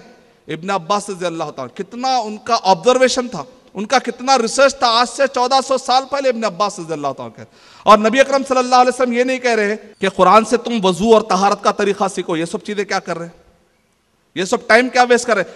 आज के दौर में हम क्या होता है, अगर कोई मौल साहब जरा MBA कर रहे तो दुनियादार हो गए बेचारे, अच्छे थे, अच्छा पढ़ को थे, अब MBA भी कर लिए, कहते दुनियादार हो गए। मुअज्जिन दे लेते बैठना, अल्लाह अल्लाह करते बैठना, ये सब क्या है? मौल साहबों को ये सब चीज़ें नहीं करना, इससे भटक जाते। दाऊद अलैहिस्सलाम आज के ज़माने में आ गए, लोहे की ज़िरा बना लेते बैठे, तो हम लोग क्या बोलेंगे? क्या टाइम वेस्ट कर रहे हैं मौल साहब, लोहे की ज़िरा बना, दूसरों को काम दो, आप नबूवत फैलाओ। इस्लाम क्या है? इस्लाम कंप्लीट वे ऑफ लाइफ है। सुलेमान अलैहिस्सलाम अगर आज के ज़माने में आ गए तो हमारे सूफी टाइप के मुसलमान क्या बोलते? पहले इंसानों की बोली समझो मौल साहब, क्या परिंदों की बोली टाइम वेस्ट कर रहे? हमारे पास सूफी जहन बहुत बन गया, दुनिया से दूर, रहबानियत, दुनिया छोड़ दो कॉन्सेप्ट। इस दुनिया पे हक तो अल्लाह के मानने वालों का हक पहले है, रब्बना आतिना फिद दुनिया हसनतन व फिल आखिरति हसनतन व क़िना अज़ाबन, हम इसके ज्यादा हकदार हैं। वल आक़िबतु लिल मुत्तक़ीन इन्नल अर्ज़ लिल्लाहि यूरिसुहा मन यशाउ मिन इबादी, इस जमीन के हकदार तो अल्लाह के मानने, इस जमीन पे अल्लाह के कानून को नाफिज करने के लिए, अल्लाह के हुक्म को चलाने के लिए। अल्लाह ने कायनात को पैदा की और अल्लाह ही ने कलाम कुरान मजीद का कहा, तो अल्लाह के मखलूक में और कुरान में कभी कॉन्ट्रडिक्शन हो सकता है क्या? नहीं। अल्लाह के फेल में और अल्लाह के कौल में कॉन्ट्रडिक्शन कैसे हो सकता है? तो हम कहेंगे कुरान मजीद कभी भी साइंस की जो फैक्ट है उससे हरगिज नहीं टकरा सकता। नबी अकरम सल्लल्लाहु अलैहि वसल्लम क्या करते थे? आयशा रज़ी अल्लाह ताला अन्हा से क्या करते थे? भागदौड़ करते थे। कभी आयशा रज़ी अल्लाह ताला अन्हा आगे निकल जाती थी, कभी नबी सल्लल्लाहु अलैहि वसल्लम आगे निकल जाते थे। इसका मतलब क्या निकला? इस्लाम इंटरटेनमेंट को भी मौका देता है। यानी इस्लाम जो फितरत के मुताबिक है, एक नेचुरल जो नीड है, दुनिया के जो वे हैं, दुनिया के जो गुजारने के तरीके हैं, उनको पूरा करते हुए शरीयत को फॉलो करने की इजाजत देता। अगर हम होते तो क्या बोलते? नबी सल्लल्लाहु अलैहि वसल्लम आयशा रज़ियल्लाहु ताला के साथ आपस में भाग के क्या टाइम वेस्ट कर रहे हैं, उतनी देर में कोई हदीसा सुनाना था उन्होंने। हमारे पास रिसर्च का कॉन्सेप्ट चले गया। एक इंसान की जो फितरत की जो नीड है, कंप्लीट वे ऑफ लाइफ, इस्लाम को कंप्लीट वे ऑफ लाइफ के तरफ पेश कर। दीन अलग, दुनिया अलग, स्कूल अलग, मदरसे अलग, हम इतना बांट चुके हैं कि हर जगह पर हम जरूर पावर। सऊदी अरब में ऐसा देखने में नहीं आता, लेकिन वहां पर और तरक्की की जरूरत है। लेकिन इंडिया में खासतौर से मदरसों और स्कूलों को बांटकर हम खुद तकलीफ हुई और हम इसलिए समझ रहे शायद इस्लाम इस चीज को अप्रिशिएट नहीं करता। सवाल मेरा ये है, जिसका मैं अपनी तकलीफ खत्म कर देता हूं कि नमाज का टाइम हो रहा है, कि मैंने आपको 6 किताबों के नाम दिए। मैंने आपको बताया ग्रैंडफादर्स जो साइंस के हैं उनका मैंने आपको तारुफ दिया, और मैंने साबित करने की आपके सामने कोशिश की अल्लाह के हुक्म से कि ये जो मुस्लिम साइंसदान थे कि जिनके रिसर्च को देखकर यूरोप बेदार हुआ। सिसिली के रास्ते से 1000 वॉल्यूम, कितने? 1000 वॉल्यूम मुसलमानों ने कितने लिखे थे स्पेन में बैठकर? 1000 वॉल्यूम लैटिन जबान में उसका तर्जमा हुआ। सिसिली के अंदर ट्रांसलेशन के बड़े बड़े इदारे कायम करे। कौन कायम करे? यूरोप के लोग कायम करे। करके मुसलमानों की जो किताबें हैं लैटिन में, आज यूके के अंदर अगर आप जाकर देखेंगे तो वहां के म्यूजियम में लैटिन में मुसलमानों की किताबों का ट्रांसलेशन मुसलमान ने करे, गैर मुस्लिम करे। नतीजा क्या निकला कि यूरोप बेदार होता चला जा रहा था और मुसलमान आहिस्ता आहिस्ता फिरकावारी, हनफी, शाफई, मालिकी, हम्बली, दावत का काम का कोई शौक नहीं। किसी भी कौम को बढ़ने के लिए 2 चीजें जरूरी है। कोई भी प्रोडक्ट है मार्केट में लाना है तो आगे बढ़ाने के लिए कितनी चीजें चाहिए? 2 चीजें चाहिए। एक चीज क्या चाहिए? रिसर्च कंटिन्यूसली होना चाहिए, और दूसरा मार्केटिंग ज्यादा होना चाहिए। मानते आप?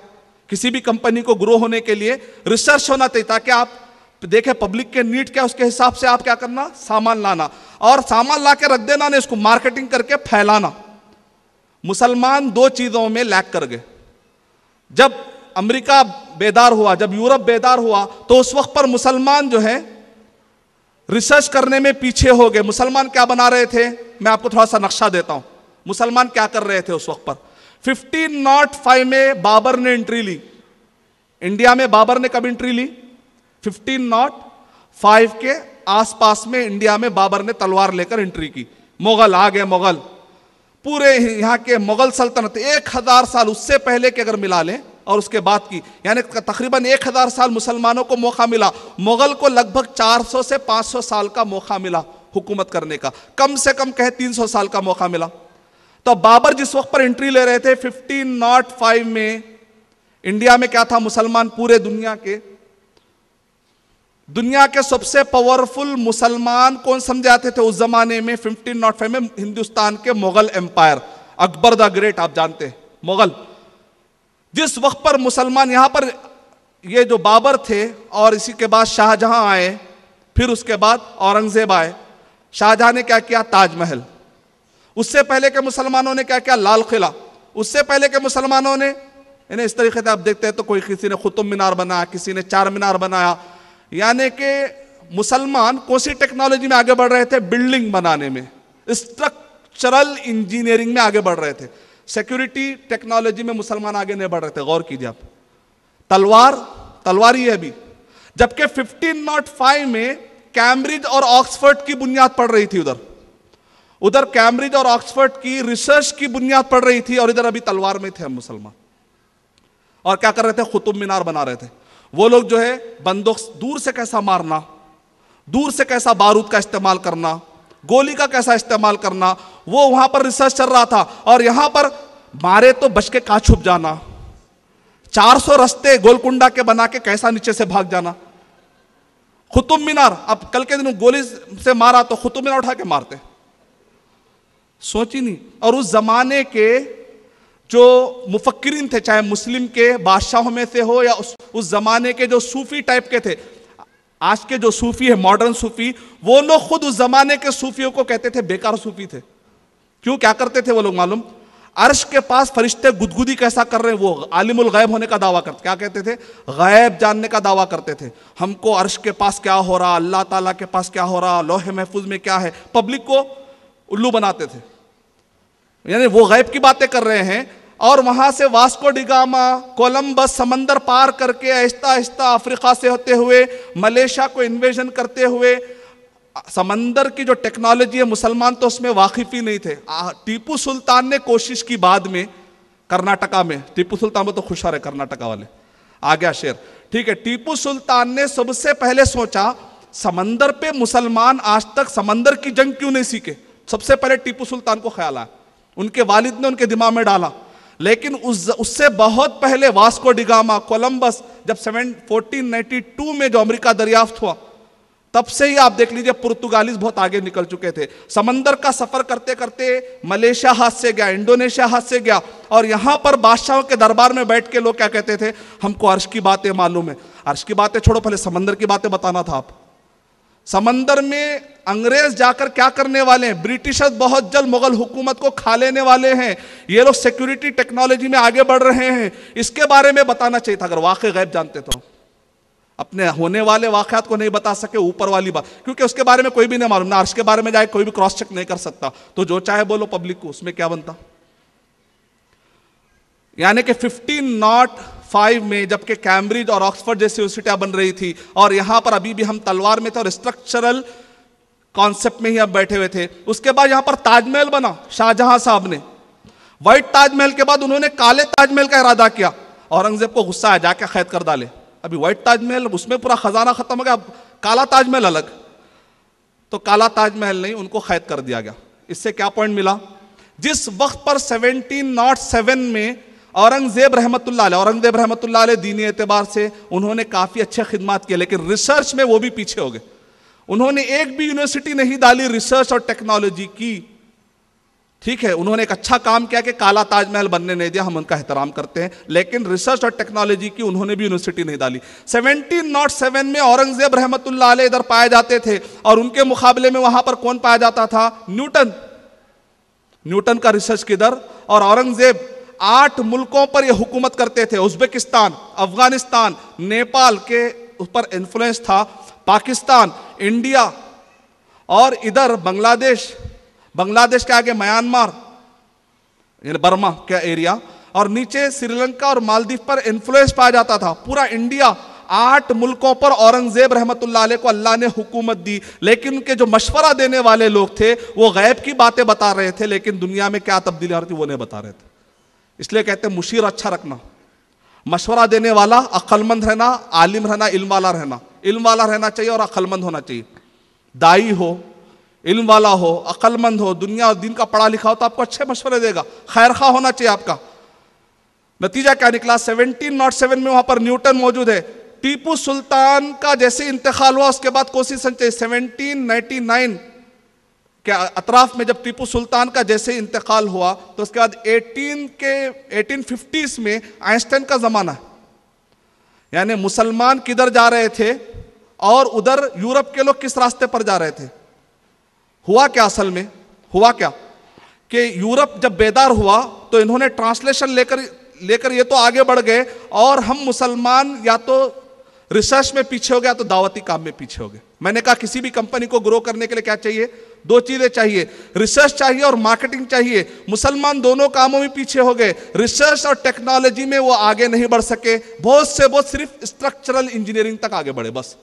और दावा का काम तो बिल्कुल छोड़ दिया उन्होंने, आपस में इख्तलाफ, तुम हनफी, तुम शाफी, तुम मालिकी, ये मसला नहीं, ये मसला ऐसा, ठीक है। ये सारे मसाइल का एहतराम जरूरी है, लेकिन मसाइल का इतना भी एहतराम ना करें कि इत्तेफाकी बातें छूट जाएं। जो इस्लाम मुत्तफका इस्लाम है, रिलीजन है, उसको तबलीग करना ही छोड़ दें आप। गैर मुस्लिम को परिचय कराना, उसको समझाना ही छोड़ दें, नतीजे में गैर मुस्लिम गलत फहमी में आकर आपको काटेंगे। एक वक्त आएगा वो समझेंगे हम दुश्मन हैं, फिर गलत फहमी में आकर हमको काटेंगे। उसके बाद अगर अल्लाह से हम दुआ करेंगे तो क्या अल्लाह हमारी दुआएं कबूल करेगा? नहीं करेगा। जब हमने अपना जॉब नहीं किया तो सैलरी भी मिलने वाली नहीं। हमको पहले जॉब करना पड़ेगा, बाद में सैलरी मिलेगी। मैं 3 बातें बताकर अपनी बात खत्म करता हूं। मुसलमान सोने का भी मैंने जिक्र किया, मुसलमानों के उठने का भी मैंने जिक्र किया। जिस वक्त पर पुराने जो मुस्लिम साइंसदान थे, उनके उठने की जो वजह है, जब हम गौर करते हैं तो 3 चीजें हमें मिलती है। नंबर 1 तौहीद, नंबर 2 इत्तेहाद, और नंबर 3 है एनवायरनमेंट, माहौल बनाना।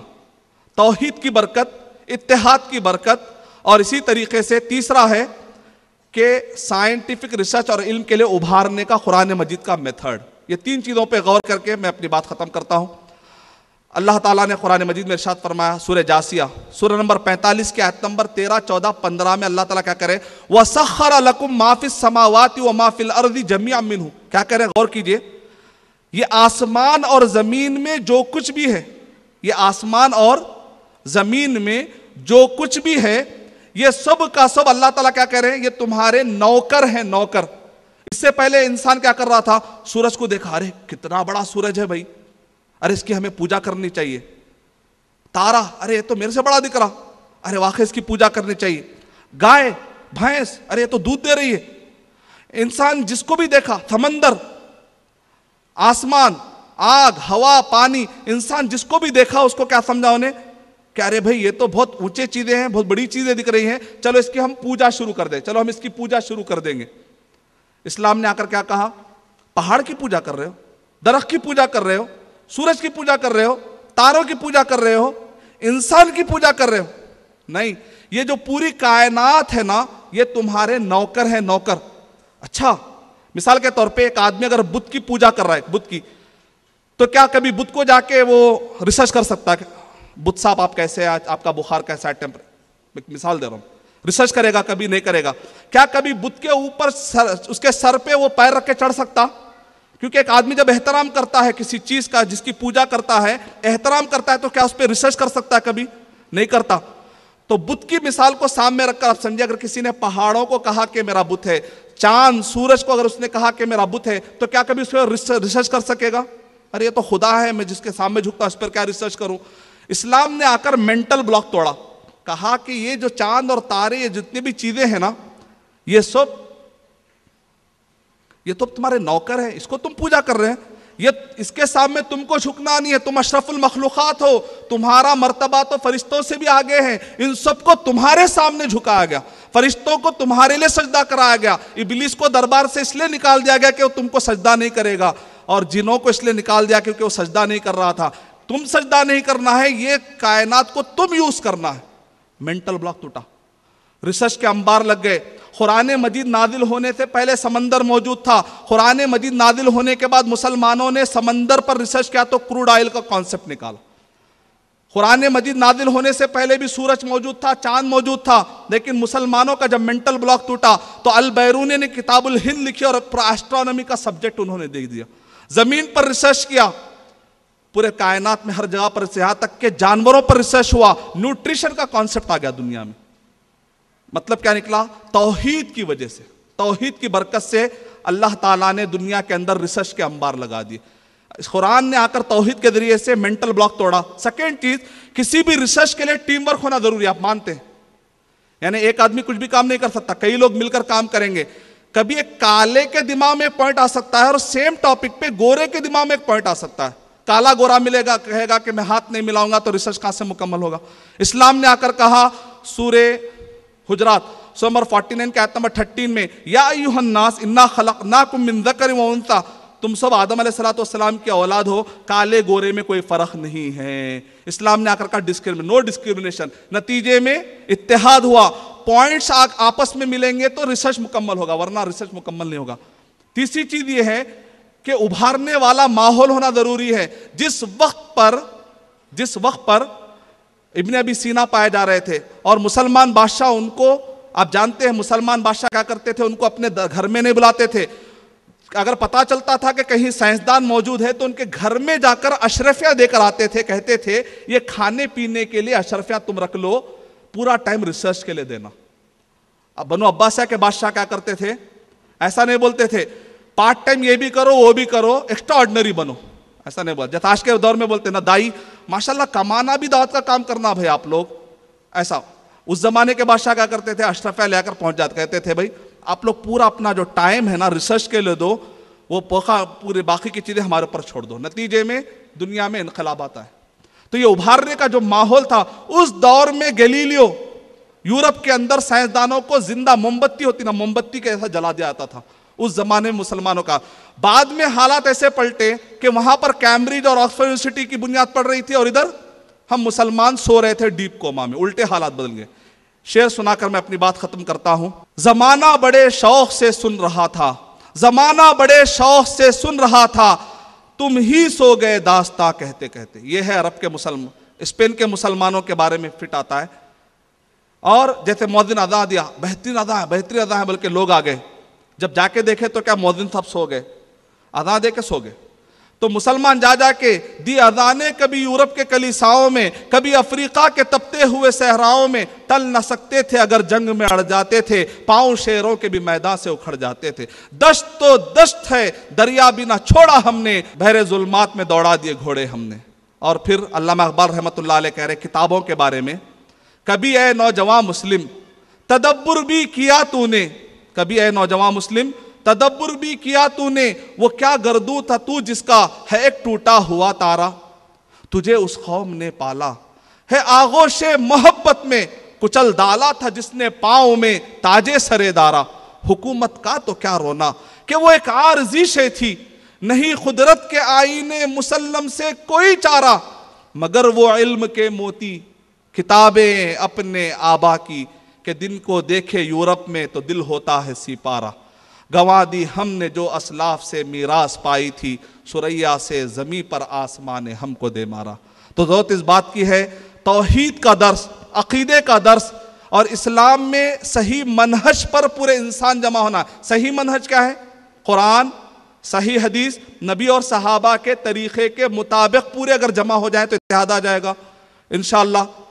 और उसके बाद इल्म को बगैर किसी डिस्क्रिमिनेशन के साथ, इस्लाम कुरान मजीद और सही हदीस जिस इल्म को सपोर्ट करता है, कॉन्टेम्पररी और शरिया, इस जैसे इस्लामिक स्कूलों को अगर हम कायम कर लें, तौहीद, इत्तेहाद और इस्लामिक स्कूल, तो इंशाअल्लाह बहुत जल्द मशरिक़ व मगरिब में तेरे दौर का आगाज़ है इंशाअल्लाह। मैं अल्लाह ताला से दुआ करता हूँ कि अल्लाह सुब्हानहू व तआला दावनगिरी के इन सारे भाइयों की, और भाइयों से ज़्यादा जो बहनें मज़ीद तादाद में आई हैं, भाइयों को बहनों ने हरा दिया, ज़्यादा तादाद में बहनें आई हैं माशाअल्लाह, पूरा फुल। तो सारी बहनों को और इसी तरीके सारे भाइयों को अल्लाह ताला जज़ाए खैर अता फरमाए। और ये टॉपिक भाइयों से ज़्यादा अगर बहनें सुने तो अल्हम्दुलिल्लाह वाकई खुशी की बात है, क्योंकि उनके पास, उनके गोद में मदरसा नहीं, कॉलेज नहीं, यूनिवर्सिटी है, यूनिवर्सिटी जहाँ पर बच्चे कई उलूम पाएंगे इंशाअल्लाह। मुझे उम्मीद है कि ये माएँ अगर अपने बच्चों को इस्लामिक स्कूल का शरिया और असरी उलूम दोनों पर उभारेंगे तो इंशाअल्लाह दावनगिरी से बहुत जल्द इंशाअल्लाह एक इल्मी इनकलाब पैदा होगा। मैं अल्लाह ताला से दुआ करता हूँ कि अल्लाह ताला सारी मेहनतों को कबूल फरमाए। आमीन व आखिरु दावाना अल्हम्दुलिल्लाह। जज़ाकल्लाहु खैर शेख। अब हम सवाल जवाब की नशिस्त को शुरू करेंगे। एक सवाल हम भाइयों की तरफ से लेंगे और एक सवाल बहनों की तरफ से लेंगे। अस्सलाम वालेकुम जी, मेरा नाम डॉक्टर नूर है, मैं एक आयुर्वेदिक डॉक्टर हूँ। जैसा आपने तारीख पे ज़्यादा गौर किया, उसी के मुताबिक सवाल करना चाहता हूँ। अल्हम्दुलिल्लाह मुझे बहुत सारा इल्म मिला और बहुत मौके भी मिले कि कुछ दावत करूँ गैर मुस्लिमों से।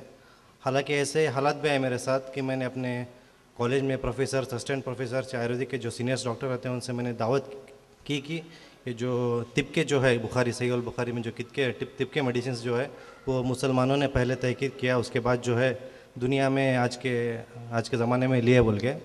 लेकिन उनका दावा है कि नहीं, पहले जो है हम आयुर्वेदिक में मौजूद थे। हालांकि सही तारीख़ मौजूद नहीं है आयुर्वेदिक में, एक एक स्क्रिप्चर्स में एक एक है। जैसा कि कुछ स्क्रिप्चर्स में कि आयुर्वेदिक जो है 2000 साल पहले से मौजूद है, कुछ में 3000 4000। हालांकि हमारा जो इस्लाम आया है 1400 साल है, कुरान जो है या सही अल बुखारी जो है।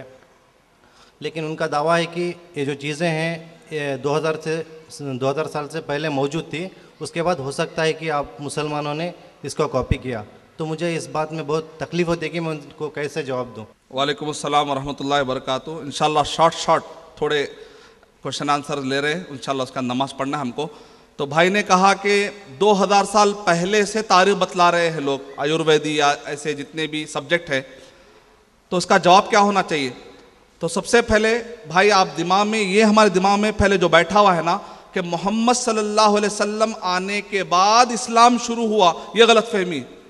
इस्लाम कब से है? आदम अलैहिस्सलाम। तो आप बोला 5000 साल पहले से नूह अलैहिस्सलाम का जिक्र मिलता है, वो मुसलमान थे। बोलो 2000 ही अच्छा करे आप बोल दिए, हमारा तो कोई लिमिट भी नहीं है बोलना हिस्ट्री में। कहां से शुरू करना हिस्ट्री? मोहम्मद सल्लल्लाहु अलैहि वसल्लम के पास से अगर आप शुरू करें तो आप फंस जाते। तो इसलिए बेसिक पॉइंट पे पहले आ जाना कि इस्लाम कब से है। इस्लाम निकला है सिल्मुन और सलामुन से। सलामुन का मतलब होता है अमन, पीस। सिल्मुन का मतलब होता है सरेंडर, यानी अपने विल को आप सरेंडर कर देंगे अल्लाह के लिए तो अल्लाह ताला दुनिया और आखिरत का अमन आपके लिए लिख देगा, ये मतलब है। तो क्या आदम अलैहिस्सलाम अपने पैदा करने वाले के लिए अपने विल को सरेंडर नहीं करते थे? क्या करते थे। तो उसको कहते हैं आदम अलैहिस्सलाम भी मुस्लिम थे। कुरान मजीद में यह दावा नहीं किया गया कि मोहम्मद सल्लल्लाहु अलैहि वसल्लम से इस्लाम शुरू हुआ। तो आपको तकलीफ में नहीं आना चाहिए। आप तकलीफ में इसलिए आ रहे हैं क्योंकि आपके दिमाग में शायद ये बैठा हुआ है कि मोहम्मद सल्लल्लाहु अलैहि वसल्लम तो कब आए भाई? 631 या 32 में इंतकाल हुआ। तो ऐसे वक्त पर ये लोग बात कर रहे हैं 2000 साल पहले की, जबकि 1400 साल या 1500 साल हो रहे। ईसा अलैहिस्सलाम के BC या AC के हिसाब से, अगर हम AD के हिसाब से हम करते हैं तो क्या हो रहा है? आपके दिमाग बैठा रहे 2000 साल मतलब मूसा अलैहिस्सलाम से भी पहले। मूसा अलैहिस्सलाम भी मुस्लिम थे, ईसा अलैहिस्सलाम भी मुस्लिम थे, याकूब अलैहिस्सलाम भी फहल अंतुम मुस्लिमून कहते थे। और इसी तरीके से सुलेमान अलैहिस्सलाम के हाथ पे कलमा पड़ा, अस्लमतु मा सुलेमान लिल्लाहि रब्बिल आलमीन। और इब्राहिम अलैहिस्सलाम और इस्माइल अलैहिस्सलाम का जो कन्वर्सेशन था उसमें भी क्या है कि दोनों ने कहा अस्लमा, दोनों ने इस्लाम कबूल किया, इस्लाम को फॉलो किया। अन अव्वल मुस्लिमीन के वर्ड मिलते क्या है? इन्नी वज्जहतु वजहिया लिल्लज़ी फ़तरस समावाति वल अर्ज़ हनीफ़ा वमा अना मिनल मुशरिकीन। फिर इसका अल्लाह ताला कह रहे हैं ला शरीका लहू बिज़ालिका उमिरतु व अना अव्वलुल मुस्लिमीन। तो मतलब ये निकला कि इस्लाम का बहुत पुराना ताल्लुक है। दूसरी बात यह है कि हम ये नहीं कह रहे कि दुनिया में दूसरी जगह पे रिसर्च नहीं होता था या दुनिया में कोई इल्म था ही नहीं, ऐसी बात नहीं। इंडिया के अंदर तारों के बारे में गौर व फिक्र करने का इल्म मौजूद था, लेकिन हाइपोथेटिकल। उसका प्रूफ ये है, आज भी आप जाकर देखिए, आप जी जागरण आप देखिए, संस्था आप देखिए, या जितने भी बाबाओं का है, ये लोग क्या कहते हैं? आपकी कुंडली क्या है, आपका नाम क्या है, और मनुष्य का नाम क्या है, विधवा का नाम क्या है, बच्चे का नाम क्या है, बालक का नाम क्या। अच्छा, आपकी ये तारीख हुई, आप इसको पैदा हुए, आपका जिस वक्त पे आप पैदा हुए उस वक्त पर चांद जो है बारीक था, उसकी ये तारीख थी, अमावास की रात थी, नतीजे में ये आपके ऊपर असर पड़ा होगा। आज का साइंटिफिक रिसर्च सबको क्या करता है? रिजेक्ट करता है। हाइपोथेटिकल है आज भी। वही तो हम कह रहे हैं, हम नहीं। एरिस्टोटल, प्लूटो, दुनिया में जितने भी पुराने रिसर्च पाए जाते थे वो क्या थे? हाइपोथेटिकल। इस पर कोई डिनाई करता है क्या? नहीं करता। लेकिन मुसलमान क्या करते थे? Experimental research. और कंप्लीट एक्सपेरिमेंटल रिसर्च कौन करते थे? मुस्लिम करते थे। दुनिया में जो कुछ भी इल्म पाया जाता था या तो इनकम्प्लीट था या तो हाइपोथेटिकल था। ये मैंने कहा ना, गौर से सुनिए, उसी में जवाब मिल जाएगा आपको। ये तरीके से आप जवाब दे सकते। फिर उसके बाद आप उनसे बताइए, फिर उसके बावजूद भी रिसर्च करने के लिए, एक्सपेरिमेंटल रिसर्च, जब स्पेन और बगदाद के लोग उठे तो यूरोप के लोग लैटिन लैंग्वेज में सिसिली, अगर आप इंटरनेट पे आके सिसिली मारिए, SICLY, सिसिली मारिए, तो उसके अंदर लिखा हुआ है ये वो जगह है जहां पर लैटिन लैंग्वेज में 1000 वॉल्यूम मुसलमानों की किताबों का ट्रांसलेशन हुआ। विकिपीडिया में जाके पढ़िए, आप कोई भी दुनिया के वेबसाइट पे जाके पढ़िए, इंसाइक्लोपीडिया ब्रिटानिका में पढ़िए आप। सवाल ये है कि ये ट्रांसलेशन 1000 वॉल्यूम का सिसिली में हुआ, मुसलमानों की किताबों का क्यों हुआ, चाइना और इंडिया की किताबों का क्यों नहीं हुआ? उसकी वजह है कि वो हाइपोथेटिकल साइंस था और यूरोप और अमेरिका के लोग किसको मानते थे? एक्सपेरिमेंटल रिसर्च को। उम्मीद का पैदा। अस्सलाम वालेकुम रहमतुल्लाहि व बरकातुहू। I have a question posed by one of my friend, Dr. Aisha. Sister, your profession? I'm a doctor, I'm an ophthalmologist. Mashallah, it's really nice to see the way the people are coming up with Islamic schools, but Alhamdulillah, that would serve for our children.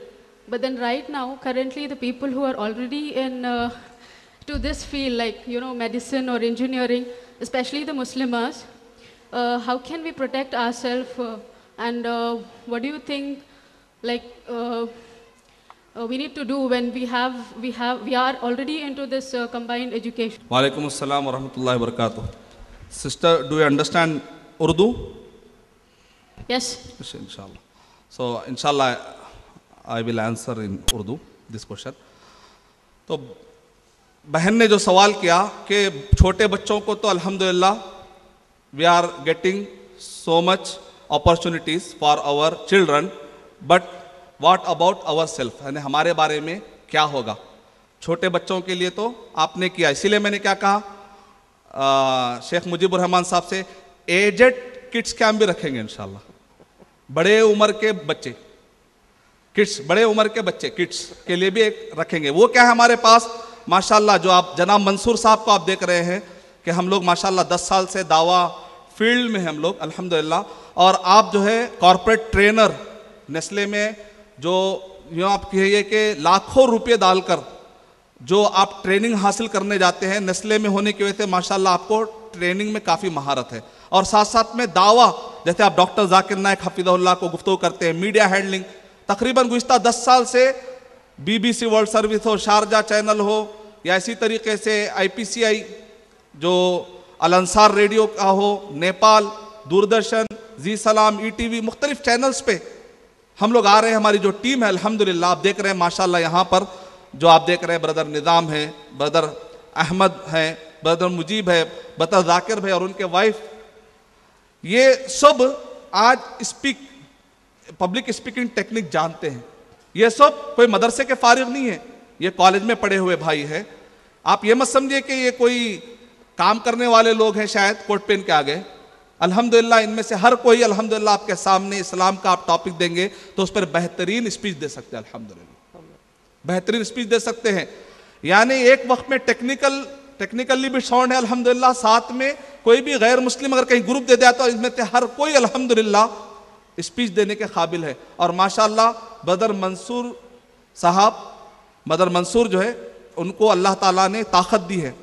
दावा training programme गुज़िश्ता 10 साल से ना जाने कितने ही batch है, और ये पूरे हमारे जो साथी दिख रहे हैं आप, ये सब आपके स्टूडेंट हैं। और हम लोग मिलकर आपस में दावा ट्रेनिंग प्रोग्राम कायम करते हैं। इससे पहले भी मेरे सुपरविजन में काफ़ी दावा ट्रेनिंग प्रोग्राम अल्हम्दुलिल्लाह कायम किए गए, कलकत्ता में, बेंगलुरु में भी। यहाँ पर कई हमारे स्टूडेंट को मैं देख रहा हूँ जो बेंगलुरु में अटेंड किए थे हमारा दावा ट्रेनिंग प्रोग्राम। मलेशिया में, सिंगापुर में, नेपाल में, UAE में, क़तर में अल्हम्दुलिल्लाह अल्लाह ताला ने हिदायत दी, हमको तौफीक दी कि वो जो हमारे भाई कॉलेज गोइंग स्टूडेंट है, कॉलेज की उम्र में आ चुके हैं लेकिन बचपन से उनको मौका नहीं मिला पढ़ने का, तो 21 दिन का दावा ट्रेनिंग प्रोग्राम होता है कॉलेज गोइंग। खासतौर से बहन ने जो सवाल किया, ये जज्बे को देखकर मैं डिटेल में आपको इसलिए बता रहा हूँ कि हमारे पास छोटे बच्चों के लिए भी अल्हम्दुलिल्लाह अल्लाह ने सोल्यूशन देने की ताकत दी है, और अल्लाह ने तौफीक दी है कि हम बड़ों के लिए भी ख्याल करें।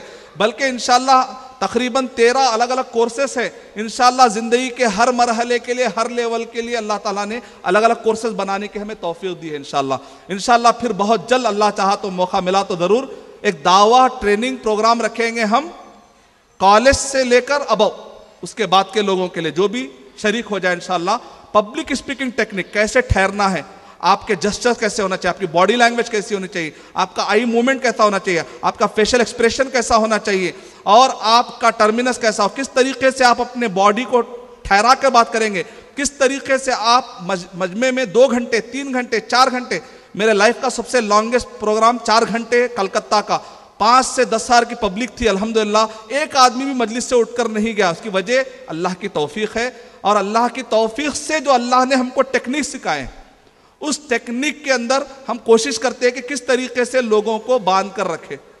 ये दरअसल टेक्निक्स है, इसके भी मीडिया हैंडलिंग है, माइक हैंडलिंग है, और इसी तरीके से जितने भी टेक्नोलॉजी है इसको कैसे हैंडल करना है, इसका कोर्स होता है। इंशाल्लाह बहुत जल्द आप लोग वॉइस के जरिए से आप लोग पूरे अपनी वॉइस मिलाइए, उसके बाद वॉइस डिसीजन लीजिए। इंशाल्लाह उम्मीद कि आपका जवाब मुकम्मल हो। जज़ाकल्लाहु खैर शेख। अब हम एक सवाल भाइयों की जानिब से लें। अस्सलाम वालेकुम रहमतुल्लाहि व बरकातुहू। मेरा नाम मोहम्मद कफील डलवी है और मैं एमटेक मशीन डिज़ाइन कर रहा हूँ। मेरा सवाल यह है कि बुखारी में मैं एक हदीस पढ़ा था, वो सेम हदीस मेरा एक फेवरेटेड दोस्त पढ़ा था कि वो हदीस ये थी कि सूरज शाम को जाके अल्लाह ताला के अर्श के पास जाके सजदा करता है रोज़ जाके, और फिर अल्लाह ताला एक दिन कहेगा कि वापस जैसा आया था वैसा चले जा। तो इससे उसने ये कहा मुझे कि इसमें तो ऐसा मालूम होता है कि जैसा सूरज डूबना उठना ऐसे मालूम होता है, थोड़ा इसका एक्सप्लेनेशन चाहिए मुझे। वालेकुम अस्सलाम वरहमतुल्लाहि वबरकातुहू। भाई ने कहा कि सूरज जो अर्श के पास जाकर सजदा करता है, तो इससे पता चला कि यहाँ पर सूरज जो है उसका मूवमेंट हो रहा है, ना कि अर्थ का। पता नहीं भाई ने उसमें से कैसे इसको निकाला है। इसमें सिर्फ ये पता चल रहा है कि सूरज का मूवमेंट है, जमीन से इसका कोई ताल्लुक आपको नजर नहीं आ रहा। पहला पॉइंट नहीं, बाद फिर क्या कहते हैं कि फिर वो अंदर से जाके फिर उधर से निकलता करके। हाँ, ये पॉइंट अरबी में नहीं है, उनका तर्जमा है, ट्रांसलेशन। ये उन्होंने ट्रांसलेशन कर लिए, अंदर से जाके उधर से निकलता, ये ट्रांसलेशन उनका है। अरबी में ऐसा कुछ भी वर्ड नहीं है। नहीं तो इसका मतलब वहां से शुरू करे उन्होंने आपको।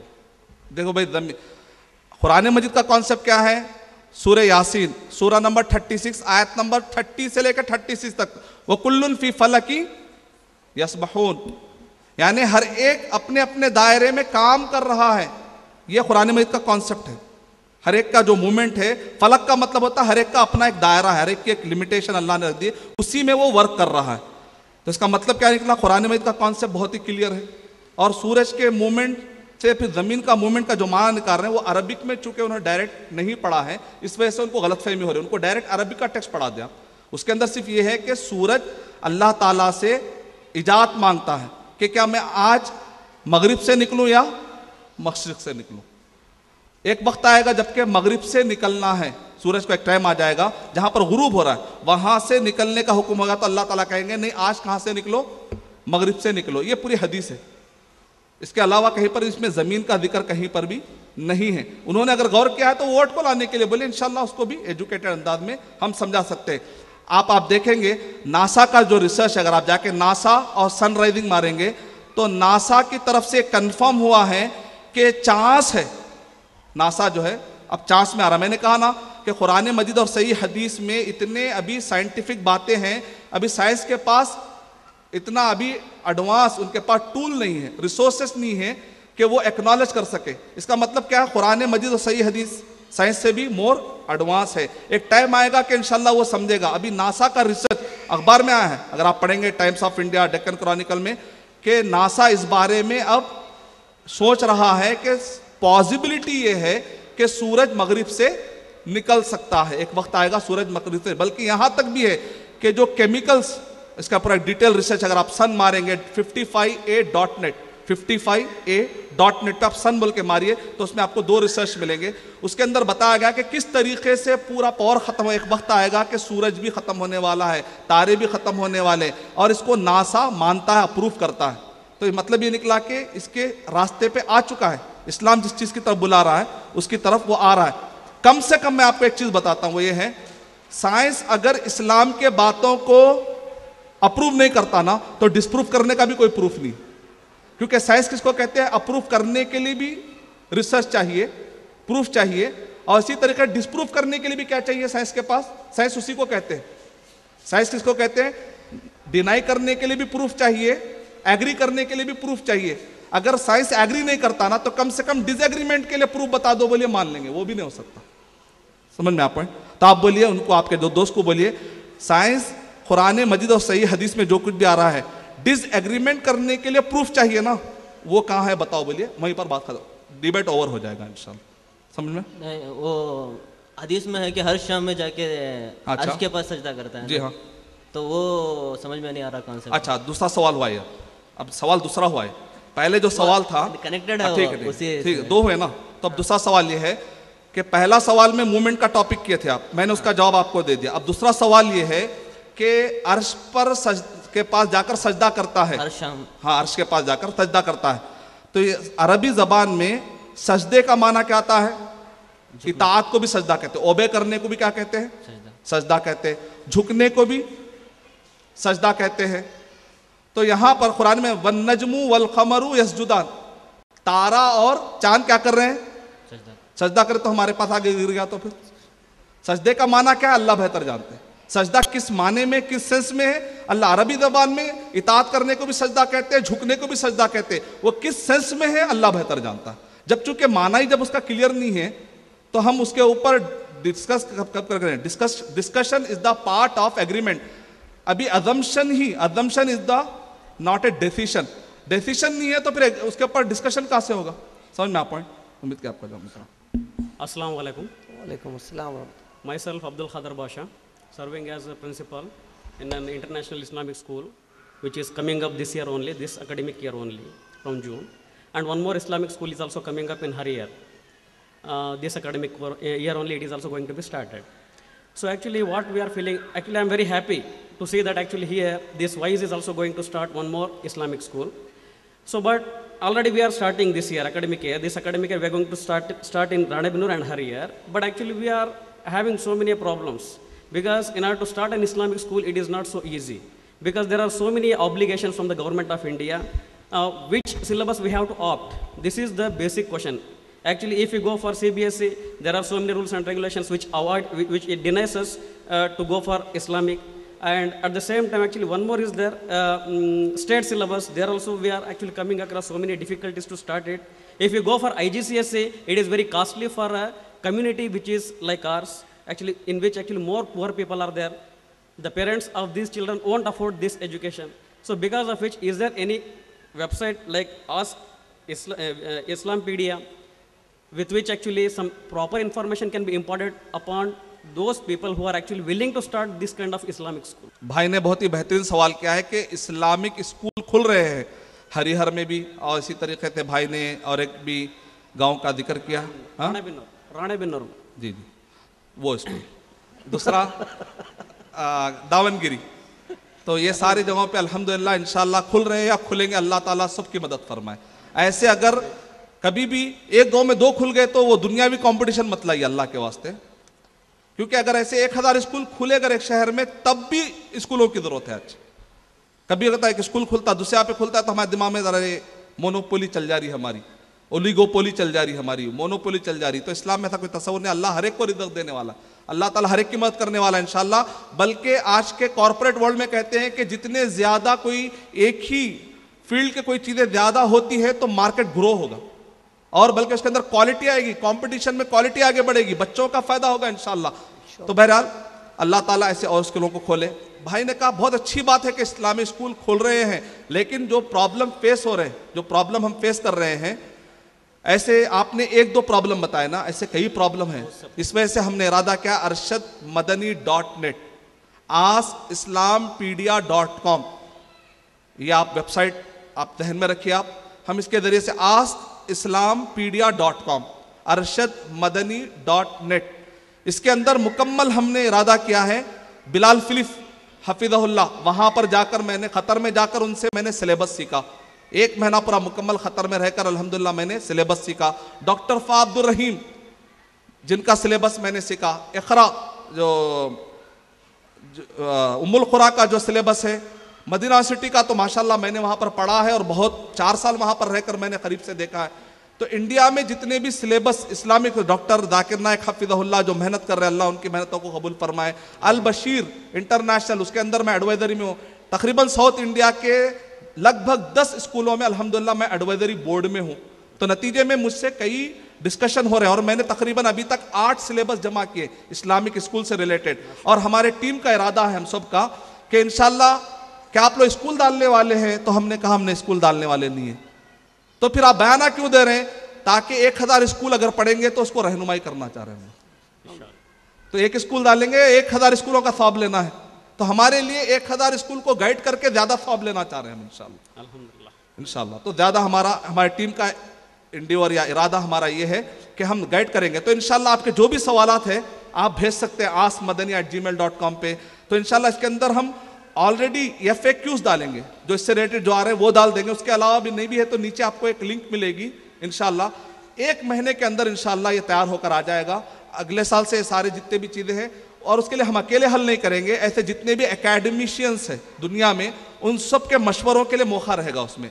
आप भी उसके अंदर शरीक हो सकते हैं। नतीजे में पूरी दुनिया को आपने जो देखा कि क्या बेनिफिट्स है आप शेयर कर सकते हैं, क्या अपॉर्चुनिटीज को ग्रैब कर सकते हैं। आप कुछ मसाइल है तो आप हल कर सकते हैं, कुछ मसाइल हल आपके पास है तो आप दे सकते हैं। इस तरीके से एक बना रहे हैं सर्कल इंशाल्लाह, तो आप उसमें शरीक हो सकते हैं। आपने जो कहा सिलेबस का जो प्रॉब्लम है, तो उसके लिए अल बशीर इंटरनेशनल में उस मसले को कैसे हल किया गया, वहां पर सिलेबस का नाम OS के अंदर फैसिलिटी ये है कि आप बच्चे को बचपन से आप अपना करिकुलम थोड़ा कैम्ब्रिज का लिए, थोड़ा IG जो भी है आप ले रहे हैं, ब्रिटिश से बना हुआ अगर आप ले रहे हैं, या इसी तरीके से CBSE का है, SSC का, OSSC का, आप उसको लेकर कंबाइन करके आप अपना ओन सिलेबस बना सकते हैं।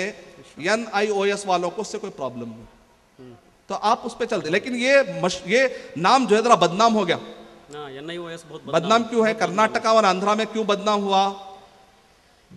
क्या पास गारंटी लिखा हो रहा था उसके ऊपर, SSC पढ़ो या ना पढ़ो पास गारंटी, NIOS बोलते बदनाम हो गया। लेकिन उसके जो दूसरे फैसिलिटी है वो हम नहीं देख रहे।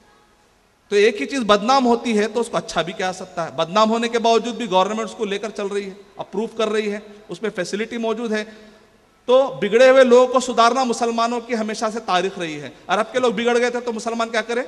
सुधार दिए। यूसुफ अलैहिस्सलाम जेल में गए तो जेलर ने आकर क्या कहा? अय बादशाह सलामत, अंदर वाले बाहर वालों से ज्यादा नेक दिख रहे बोले।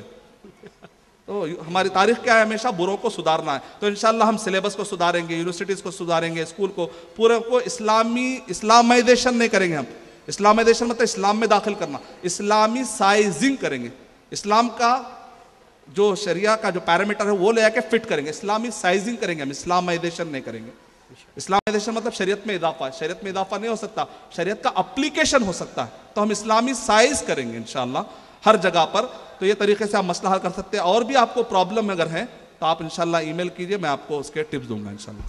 वाखिर दावाना जज़ाकल्लाहु खैर, आपकी दिलचस्पी और जज्बा देखकर हम एक सवाल बहनों की जानिब से लेंगे, मगर ये आखिरी होगा। अस्सलाम वालेकुम रहमतुल्लाहि व बरकातुहू। मेरा सवाल ये है कि अल्हम्दुलिल्लाह हर कोई बच्चों पे कंसंट्रेट कर रहा है, और as you said throughout India 1000 school आप स्टार्ट करना चाह रहे हैं, माशाल्लाह जो भी है अल्हम्दुलिल्लाह it's very good. But then why nobody is thinking beyond this, specially for girls. यानी जब वो प्राइमरी तालीमात ख़त्म कर देते हैं, जैसे 10th तक भी कर लेंगे, उसके बाद जैसे PUC है या फिर मेडिकल या इंजीनियरिंग प्रोफेशंस है, इनमें अगर अच्छी तालीम हासिल करना है तो वो लड़की को कोएड में जाना ही है। नहीं तो उसके पास 2 ही ऑप्शन है, या तो आप कोएड में जाओ, उनके हिसाब से आप रहो, या तो आप घर में बैठ जाओ। तो इसके बारे में कोई क्यों नहीं सोच रहा है? लेकिन आप सब लोग मिला के स्कूल्स ही क्यों स्टार्ट करना चाह रहे हैं? Like why can some people take up college education और setup I mean medical profession और समथिंग लाइक दैट। और उसके रिलेटेड एक क्वेश्चन है कि जो लोग बहन हम एक सवाल लेंगे। ओके। वालेकुम अस्सलाम वरहमतुल्लाहि वबरकातुहू। बहन ने कहा कि सब लोग स्कूल ही क्यों सोच रहे हैं, कॉलेज, इसी तरह प्रोफेशनल कॉलेज या उसके बाद के जो मराहल होते हैं, जो 10th के बाद से असल जो प्रैक्टिकल लाइफ में जो प्रॉब्लम आते हैं, पर्दे के मसाइल है, उसके बारे में क्यों नहीं सोच रहे? तो बहन आपके इल्म के लिए कि उसके बारे में भी अल्हम्दुलिल्लाह सोचा नहीं बल्कि इम्प्लीमेंट भी किया जा चुका है। चेन्नई में अगर आप देखेंगे प्रिस्टन कॉलेज में इस्लामिक स्टडीज़ है, MBA है, BBA है, और वहाँ पर पढ़ने के लिए ख़वातीन का शोबा अलग है और मर्द हजरात का बिल्कुल अलग है। लेकिन प्रॉब्लम क्या, और आप जानते हैं प्रिस्टन कॉलेज वालों को जाके पूछिए आप, वो लोग उनसे कहेंगे स्टूडेंट ही नहीं मिल रहे। स्टूडेंट ही, कॉलेज भी खुले हुए हैं लेकिन वहाँ पर आके पढ़ने के लिए कोई तैयार नहीं है, क्योंकि बचपन से जो स्कूलों में पढ़े हैं वो लोग इस तरफ आके पढ़ने का भी दिमाग पैदा नहीं हो रहा। तो इसलिए तब्दीली कहाँ से आनी चाहिए? बुनियाद से आनी चाहिए। तो इस्लामिक स्कूल में पढ़ लेने का फायदा क्या होता है कि बच्चे को 2-2 पढ़ने की सहूलत हो जाती। अब वहां पर क्या हो रहा, बच्चे से MBA पढ़ना मुश्किल, अब साथ में अरबी ग्रामर भी पढ़ो बोल रहे हैं इधर। अरे उससे अच्छा वो इजी MBA ले लेता हूं मैं, जल्दी ले लेके सऊदी अरब निकलना है, अब्बा बुला रहे उधर। मुसलमानों का वही है ना, MBA खत्म होने से पहले डिग्री पहुंचा दो, एग्जाम से पहले पहुंच जा रहा बेचारा। एग्जाम को लिख रहा, फोटो दे दो, मिलती जुलती है, सो ऐसे भी हुआ। तो मतलब यह है कि सारे प्रॉब्लम देखकर वो तो करना ही चाहिए। अगर कोई कर रहा है तो अल्हम्दुलिल्लाह, मैं उसके साथ हूँ। जो भी कर रहा है तो मैं उसको प्रमोट करने तैयार हूँ। अपने बयानों में जहाँ कहीं पर हमारी पूरी टीम तैयार है उनकी मार्केटिंग करने के लिए इंशाल्लाह। आप पूरी दावनगिरी के लोग तैयार हैं इंशाल्लाह। कोई college, medical college, engineering college अगर कोई शुरू कर रहा है और उसको स्टूडेंट मिल रहे हैं, वसाइल मिल रहे हैं, तो अल्हम्दुलिल्लाह खुशी की बात है। लेकिन वो चूंकि नहीं मिल रहे हैं कि हम हाथ पर हाथ रखकर नहीं भेज सकते, हमको स्कूल जो हमारे बस में वो तो काम शुरू कर देना चाहिए। स्कूल तो हमारे बस में है ना, तो पहले वो शुरू कर देंगे इंशाल्लाह। जो चीजें बस में वो करेंगे, और बाकी के चीजें भी बस में हैं, लेकिन बस के अंदर लोग नहीं है, लोग वहां बैठने तैयार नहीं है। उम्मीद कि आपका जवाब मुकम्मल। जज़ाकल्लाहु खैर। अब इलियास भाई से गुजारिश करता हूँ कि वो कुछ बातें आपसे शेयर करें। अस्सलामु अलैकुम वरहमतुल्लाहि वबरकातुहू। अल्हम्दुलिल्लाह, मैं अल्लाह रब्बुल आलमीन का बेहद शुक्र और एहसान करता हूँ, अल्लाह सुब्हानहू व तआला का, जिसने हमें यहाँ पर एक इस्लामिक समर कैंप रखने की तौफीक अता फरमाई और हमारे तमाम जो मुसलमान बच्चों को इस्लामिक तालीम देने की एक छोटी सी एक कोशिश थी, जिसमें बहुत सारे लोगों ने हिस्सा लिया। और अल्हम्दुलिल्लाह आपने यहाँ पर प्रेजेंटेशन भी देखा कि बच्चे सिर्फ 15 और 17 दिन के अंदर कितना प्रेजेंटेशन उन्होंने सीखा है, वो आपके सामने पेश किया है। तो अल्हम्दुलिल्लाह मैं अल्लाह से दुआ करता हूँ कि अल्लाह ताला जो है इससे भी बेहतर इल्म देने की तौफीक अता फरमाए और तमाम मुसलमान अपने बच्चों को दीनी इल्म ज़्यादा से ज़्यादा दिलाने की तौफीक अता फरमाए। और अल्लाह रब्बुल आलमीन का शुक्र अदा करते हुए मैं दूर दराज से आए हुए हमारे मुखर्रिर शेख अरशद बशीर मदनी, उनका भी मैं शुक्रिया अदा करता हूँ। इसी तरह मैं चेन्नई से आए हुए मंसूर भाई का भी शुक्रिया अदा करता हूँ।